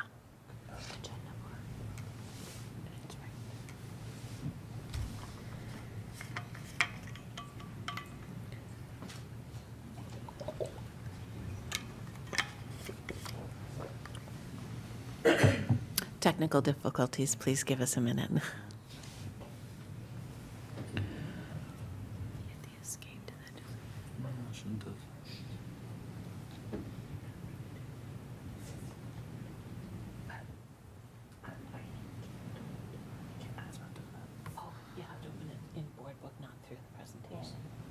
I discovered that too.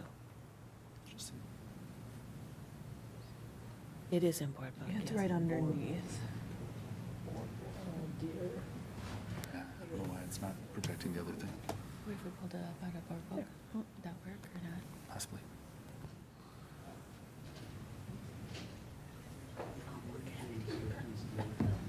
Yeah, no, it's 99% of the time. That's okay. No, I don't know why it's not doing that. That's not right there.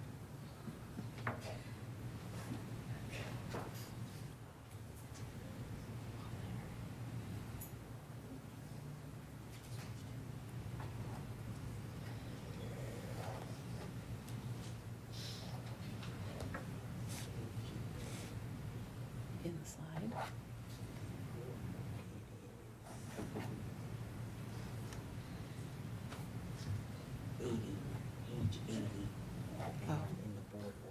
Yeah, They're still not seeing this. no, it's not showing the, The only thing I can think of is maybe something in the control room fried. well, but it's it's, odd that it happened on the switch. but watch. This comes up. Yeah, we may just not be able to show the guiding change, we may not be able to show the guiding change document right now, just as a separate document. So Lisa, if you just continue, to read Is that okay? the key points. Yeah, I think that should be fine. So also as part of our current reality then is a bullet for the ISD 191 has not changed the boundaries in 20-plus years. So that's part of our current reality. Our proximity of schools to each other, some of them are fairly close. So oftentimes when you talk attendance boundaries, the issue is around transportation and how much of a change in cost that can mean. For us, it may or may not be that much of a difference because of the close proximity of our schools. So having said that about our current reality, we do have the list of unacceptable means and the list of desired results. In talking with our admin team just the other day, just to kind of bring this up again with them and make sure everyone was clear on what we were talking about and what we were presenting to you, there was a couple of comments. So one was the fact that elementary and that middle school bullet in the first current reality column should kind of mirror each other, right? The second suggestion that they have is over in the third column of the desired results. And as you have just heard the marketing plan, there was a feeling that it didn't need to necessarily show up here as part of the attendance boundary guiding change document, because that's kind of a separate process and you're hearing about that already. And can you read that bullet point Sorry, for yes. clarity? So the please? bullet point at this point says, increasing our student enrollment, and then in parens, it says, by marketing our diversity strategically and intentionally. The suggestion is just to remove the words within the parens and keep the item that says increasing our student enrollment as a desired result. Having said that, Bless you. there are a couple of things that, as we think about the process of what it's going to take to determine scenarios that we can present to you, there are a few things that we believe we would need some guidance on. One of them is the fact that the current boundaries are non-contiguous. We do have about 4 areas when you look at the map that are not contiguous. And so the wondering that we have is, where exactly does that fit in the priorities? Because we anticipate that in this process, there's a long list of desired results, some of which are going to conflict with one another when you get to certain scenarios. So the wondering we have is there a prioritization of those items? And one of the things we wonder about is that non-contiguous boundaries. Is this an absolute? Is it something that, yes, you'd prefer, but it's okay if it's not entirely? Those are the things we're wondering about. We're also curious about like transportation factors. When we looked at the themes, and you'll see it again in my presentation here, transportation comes up around, the conversation comes quite a bit from parents and students. You know, students don't want to be on the bus very long, kind of thing. You know what I'm saying? So it's like, we're wondering, where does that fit in the priorities too, from your perspective? Voluntary pre-kindergarten, is it essential that it's in every single school? So it's just a wondering if there's an opinion by the board as to what that desired result is and what you're looking for from us as we present scenarios.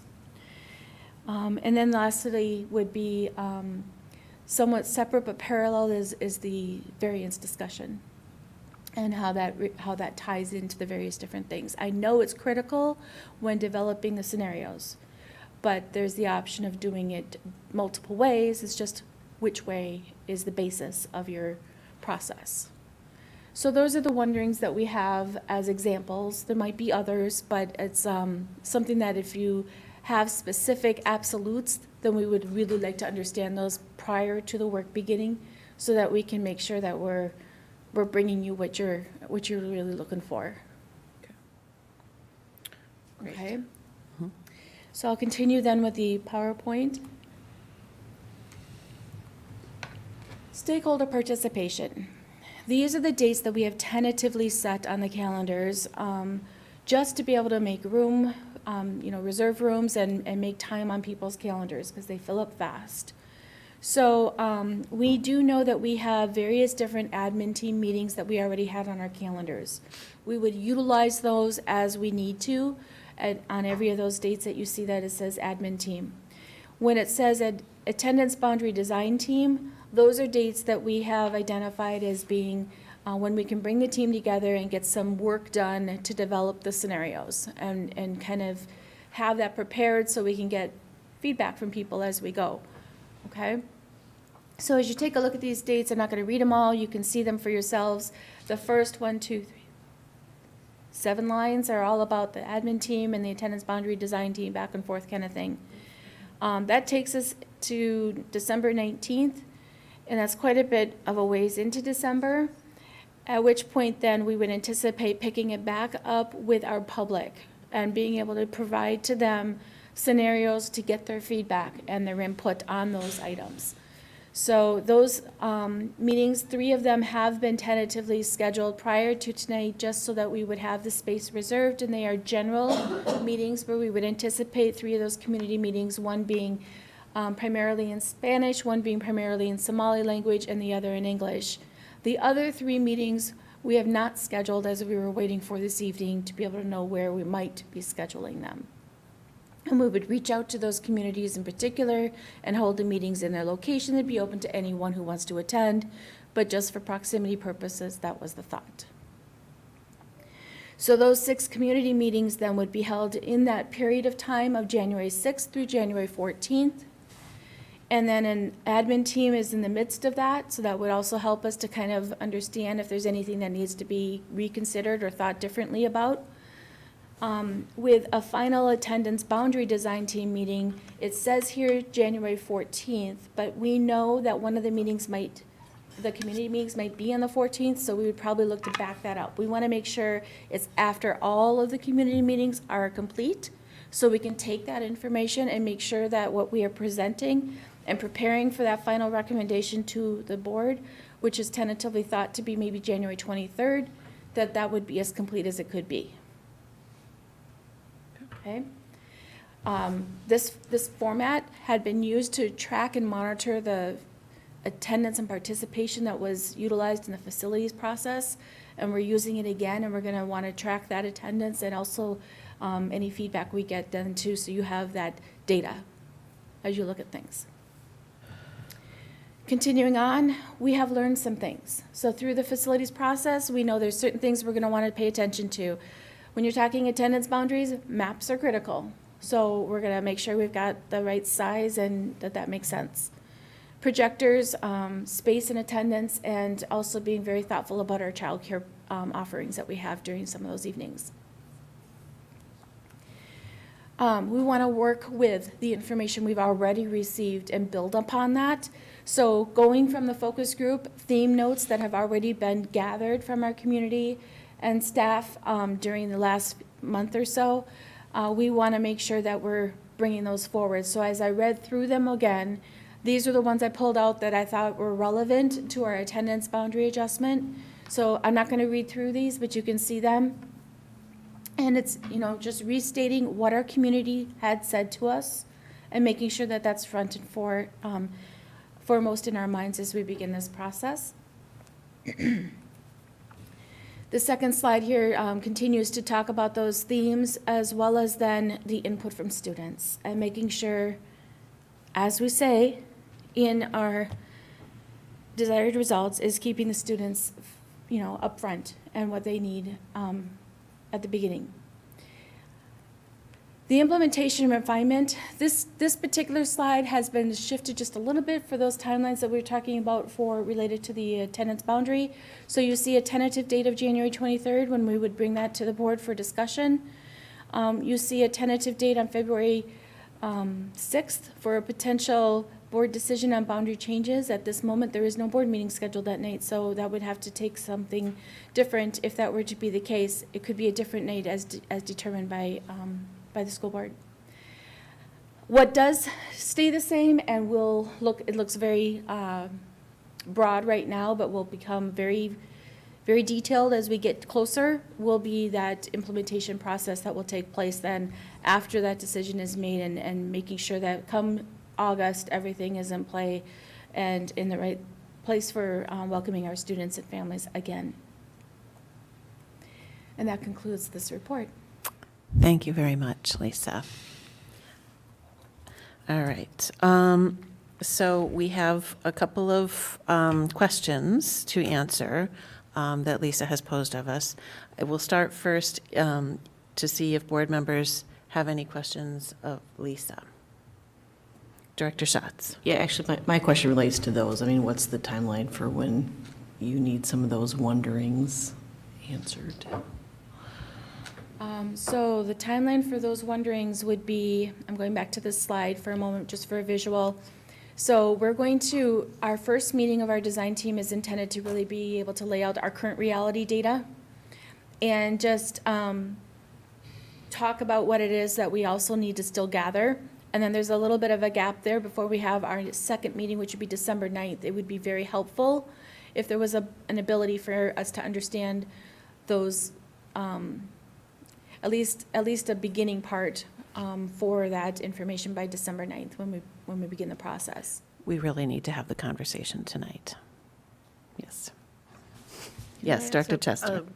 It's not necessarily, this could be impacted by what I'm going to ask, because I know that in Dr. Warmer's initial recommendations, in addition to the recommendations for school closure, selling Diamond Head, one of the other recommendations was the consideration of altering the elementary schools to a K2 and then a 3-5. Was that, and would that impact some of the changes with boundaries? Is that something that we need to take a board recommendation first and a board action before we determine whether or not we accept that recommendation, want to move forward with that recommendation? I know that we've already received information from Dr. Battle and her staff on that recommendation, but I don't know if we took an action on that. We haven't taken an action. Okay. We discussed it, and I would say we need to have a conversation on that as part of this. Okay. Not necessarily tonight, but Yeah. for sure. Okay. Yeah. Any other questions before we go to Lisa's wonderings? Nope. All right. So the first question was around contiguous boundaries and prioritizing. So let's talk first about the topic, and then when we finish, we can figure out priorities. So in terms of contiguous versus non-contiguous boundaries, do board members have a particular feeling one way or the other in terms of preferring one over the other? I don't suppose you have the current map, right? Oh, let's see if I can pull it up for us. Was that slide? Well, no, the real map, not, that one doesn't. Oh, okay. Let The me attendance go back. boundary map. Not That has a little bit of an example, but the one I'm thinking of is the one. It's not as clear because the colors are not as coordinated. They're, It's on the website. You can, is. yeah. You want me to try You can that? just Google it, yeah, yep, or search it, sorry. They can't stream that, got it. Not able to? No, it's only showing the presentations right now. Okay. Okay, so, so the comment can be, yeah, so I mean, we know, for example, Lisa, that we have islands, or maybe one or two islands of attendance boundary that are, for one school, that are surrounded by the attendance boundary for another school. That's an example of a non-contiguous boundary. Correct. Yep, there are four spots on the map in which that's the case. I could walk you through them if you want. I think probably just for the sake of example, knowing that those exist is probably sufficient. Well, is Yeah. there any reasoning as to why they exist? There is no known, there was a reason over at the 20 years. time. It's been 20 years, yeah. There's a reason I'm at the sure time. there were very good reasons for it 20-something years Okay. ago. Okay. Dr. Battle? So Chair Alton, members of the board, I think there were different decisions, little decisions made over time that added to our current attendance boundaries. So we've looked at the historical data. There was a previous task force that convened, and so we've looked at the data from that task force. So we cannot point to just one decision, one superintendent, one board. It's little decisions over time. Sure.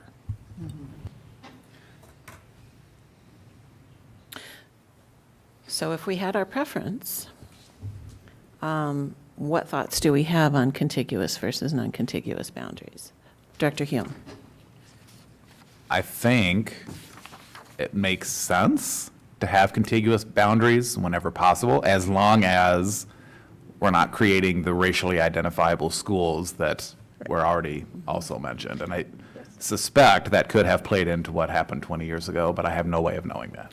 Or it didn't, and that's why we're where we are right now. Also a very good possibility. Director Courier? Well, the other thing that played, I think, a big part was Interstate 35. Sure. I mean, it really did. My first year at Pond, which was 1987, was the first year that there was a complex on the west side of 35W that went to Gideon Pond. So 35W was a big divide of our school district. So I would personally prefer to have our own contiguous area, but that 35W and 13, Yeah. we've got some odd highways that go through our school district that this group will have to play around with. Plus, if you look at Gideon Pond and Sky Oaks, geographically, they're very close. I mean, we've got those kind of odd things going on in our district that I think we should maybe give the committee license that our preference is this, but they may not be able to do it given Right. the rules of the road, so to speak. Providing general guidance, provided that the unacceptable means and desired outcomes are would supersede anything. Because, for example, we don't want to create a racially, maintain a racially isolated school or create one elsewhere. Dr. Hallwiger. Yeah, I was just going to say, I think it would be obviously ideal if we could have the boundaries be contiguous, but I feel like some of these other questions on the list would take precedence for me, like transportation times and things like that. So as much as it is ideal, I think it's not necessarily the most important part for them to be focusing on. Fair enough.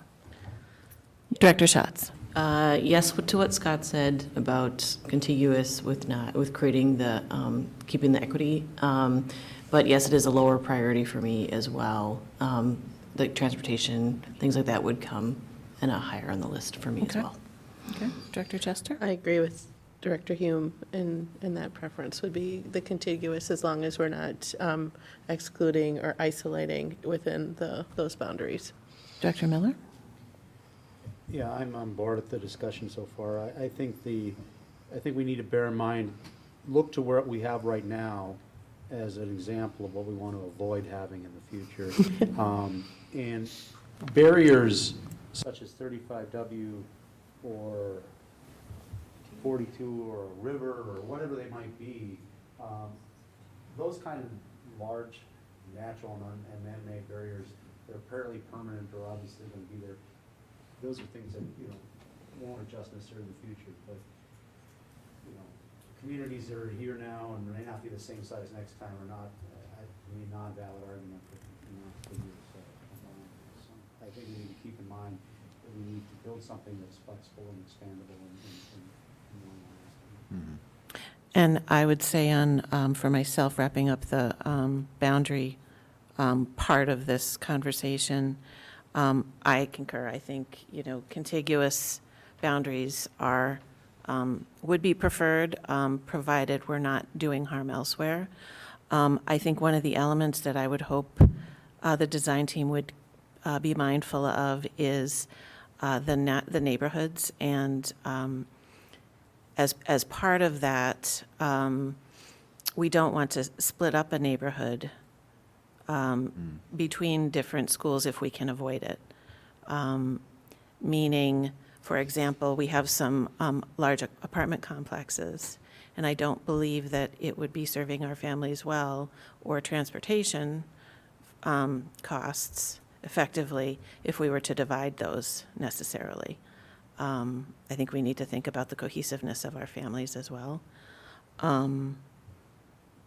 And yeah, I think general flexibility around that, knowing, I think we're all feeling pretty good about the unacceptable means and the desired results as a guide for the design team. Is that a fair statement? Yes.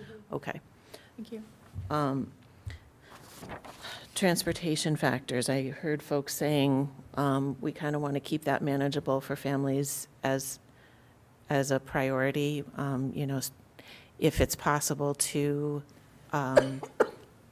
keep busing times relatively consistent. So we currently have ride times that do not exceed 50 minutes. Is there any time frame in which you consider unacceptable? What was the average? Sorry, we were kind of 50, breaking up there. 50. Okay. The average or the longest? That is the longest. We don't like On to a see good it weather beyond. day.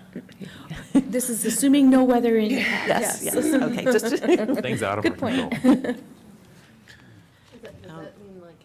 Does that mean like it's one student who's at the first end of the route to get to school, so it's like Yeah, first kid? We keep an eye on the ride times for all of our students, and if it exceeds that 15-minute mark, then we really try to see what else we can do when that's the case.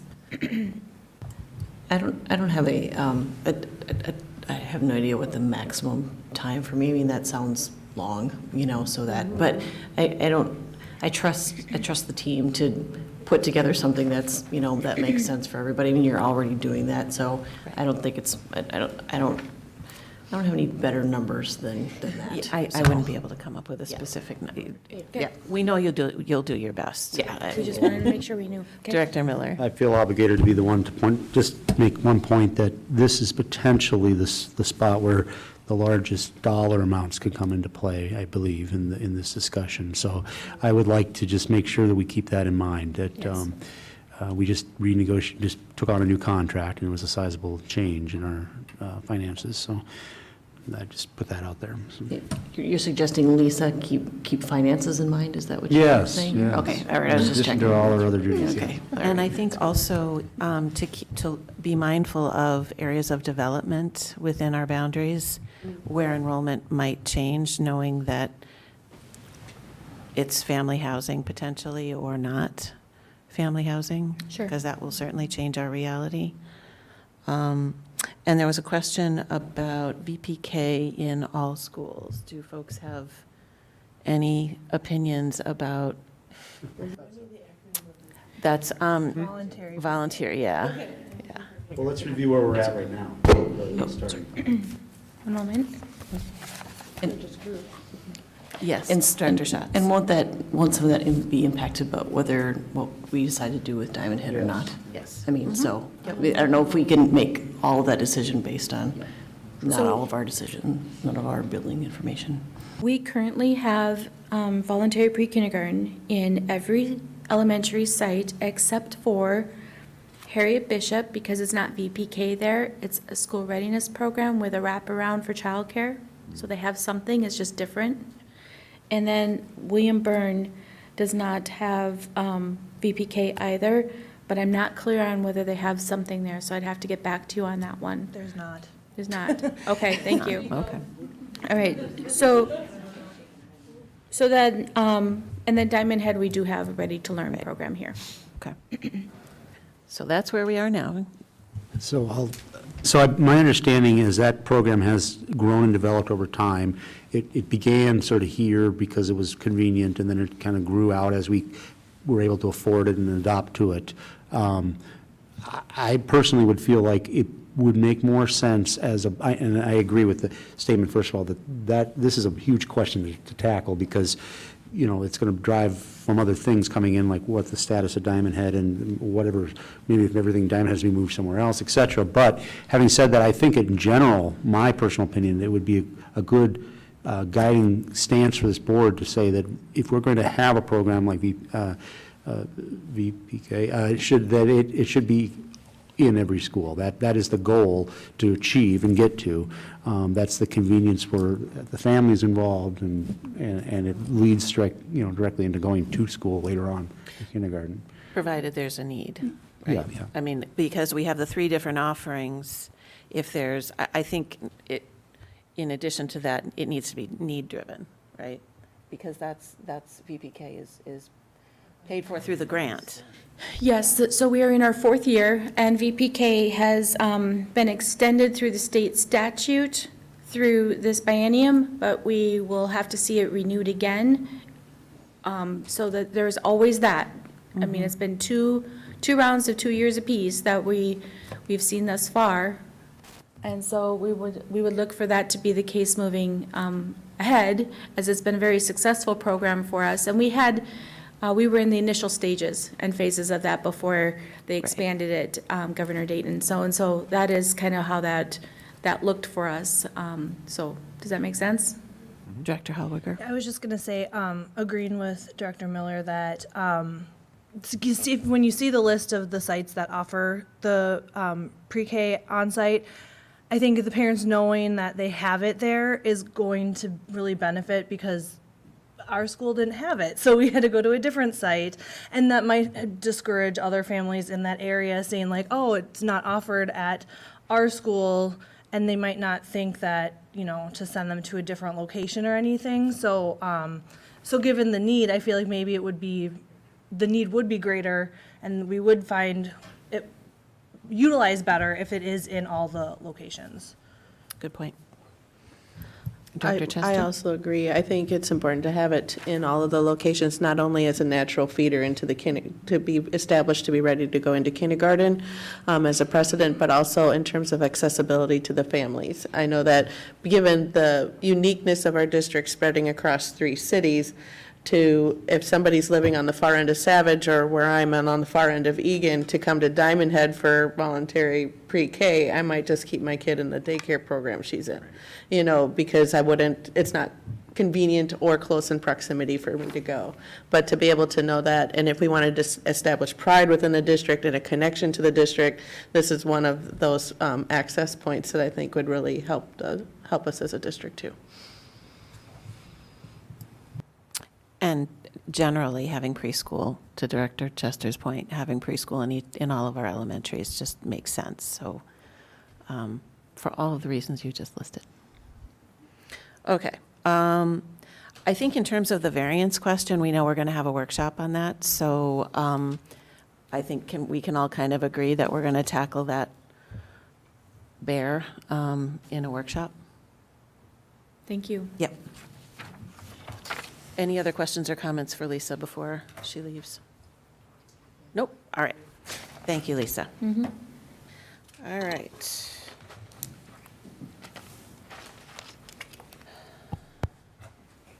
Committees. We're still on the information section. All right.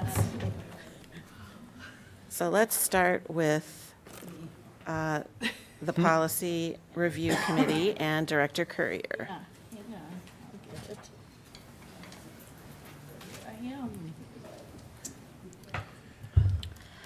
Fellow board members, Chair Alt. The committee met this past Tuesday. We've been working on Policy 607, Organization of Grade Levels, and 903, Visitors to School District Buildings and Sites. Both will be coming to the full board at our January 9th meeting. The rest of the policies we reviewed were in the 200s, which are school board policies. 2 will be worked on internally in the next month. 7 will be coming to the full board at our December 12th meeting. And that concludes my report. Terrific, thank you. Next, we turn to Director Schatz and the Negotiations Committee. The district and the BEA continue to meet and have several meetings scheduled for the remainder of this month and December. Great, thank you. Legislative Committee, Director Miller. The Legislative Committee has not met since the last time we did committee reports, but we'll be meeting next week. Great. And for the Committee of the Whole, Student Performance and Achievement Committee, I have no report. We have not met, and we don't currently have any plans to until the new year. Any other reports from board members on board appointments or school assignments? Director Courier. Yes. Association of Metropolitan School Districts, the November meeting was held on the 1st.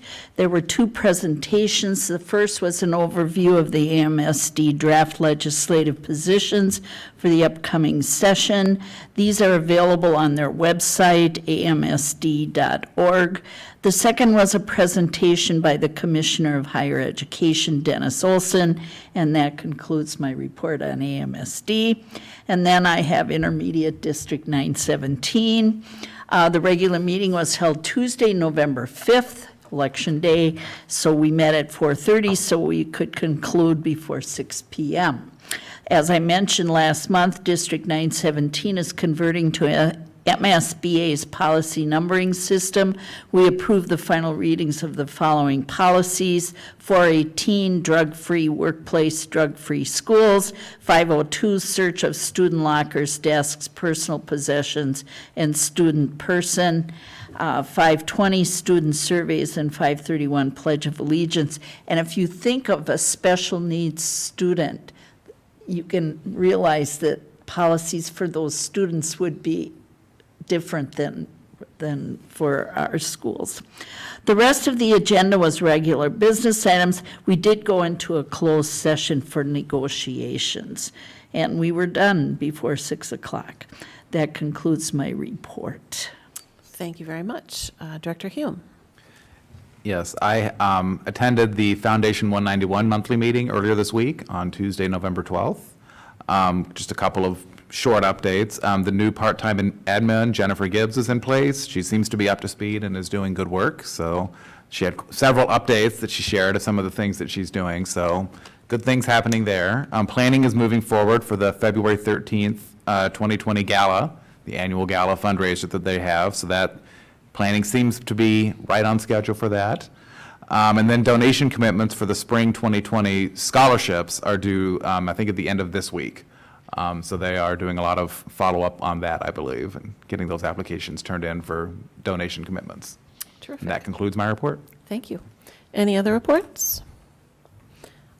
All right, we will turn to Dr. Battle and the Superintendent report. Thank you, Board Chair Alt. Thank you, Board Chair Alt and members of the board. I have 2 items I want to talk about tonight, starting with the results of last week's referendum. Before I joined 191, I was told that this community cares strongly about its schools and shows it in many ways. Over the past few months, I've seen students, staff, families, and community members raise their voices to advocate for students and the programs they love. I've seen them give their time and talents to make our schools better and provide the best for students. And now, residents have shown their support by voting yes at the ballot box. Passing this levy was an important first step in our work to put District 191 in the best position to serve students. We are in a time of transformation, and the work ahead is essential. I know we will grow stronger and better for students, and it means everything to know that we're doing it in partnership with the community. To the entire community, I say thank you. Secondly, I want to invite and encourage everyone in the 191 community to attend a special event next week that is all about building a strong, connected community. On Tuesday, November 19th, District 191 and Marnita's Table will be here at Diamond Head Education Center, hosting a community feast and conversation from 6 to 9 p.m. This is an opportunity to meet neighbors, engage in conversation, share and celebrate individual uniqueness, and become a more connected community and society. It's free to attend, and dinner will be served. We do ask that you RSVP to ensure we have enough for the feast. Please RSVP to Lauren at marnitastable.org. LAUREN at MARNITASTABLE.org. Community members can also learn more at isd191.org/conversation. And that concludes my report for tonight. Thank you, Dr. Battle. Having attended one of those feasts, they're just incredible. They really are. I encourage everybody to try to attend. Board members, individual board member reports. Seeing none. All right, let's get to business. Consent agenda. Although board action is required, it generally is unnecessary to hold discussion on these items. In the event a board member wishes to discuss an item, that item will be moved for separate consideration. Board members, are there items, any items that you'd like to separate? Hearing none, I will take a motion. So moved. Moved by Director Schatz. Second? Second. Seconded by Director Courier. All those in favor of approving the consent agenda signify by saying aye. Aye. Opposed, nay, and the motion carries. In new business, our first item is being asked to adopt a resolution canvassing returns of votes of school district special election, and we have Lisa Ryder back at the podium. This gives me great pleasure to be able to canvass these results. As has been discussed, the election took place on November 5th, and I would like to read the resolution as much of the information that you want to know is in it. Okay? The resolution is canvassing returns of votes for school district special election. Be it resolved by the School Board of Independent School District 191, Dakota and Scott Counties, Minnesota, as follows. It is hereby found, determined, and declared that the special election of the voters of this school district held on November 5th, 2019, was in all respects duly and legally called and held.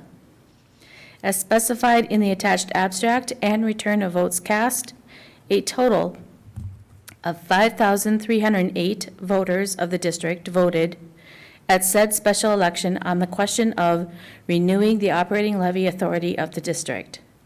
A total of 3,252 voters voting in favor of the question, and a total of 2,053 voters voting against the question. The question was approved. The clerk is hereby directed to certify the results of the election to the county auditor of each county in which the school district is located in whole or in part. That concludes the resolution. Great. I'll take a motion to approve. So moved. Moved by Director Hume. Second? Second. seconded by Director Chester. Discussion or questions?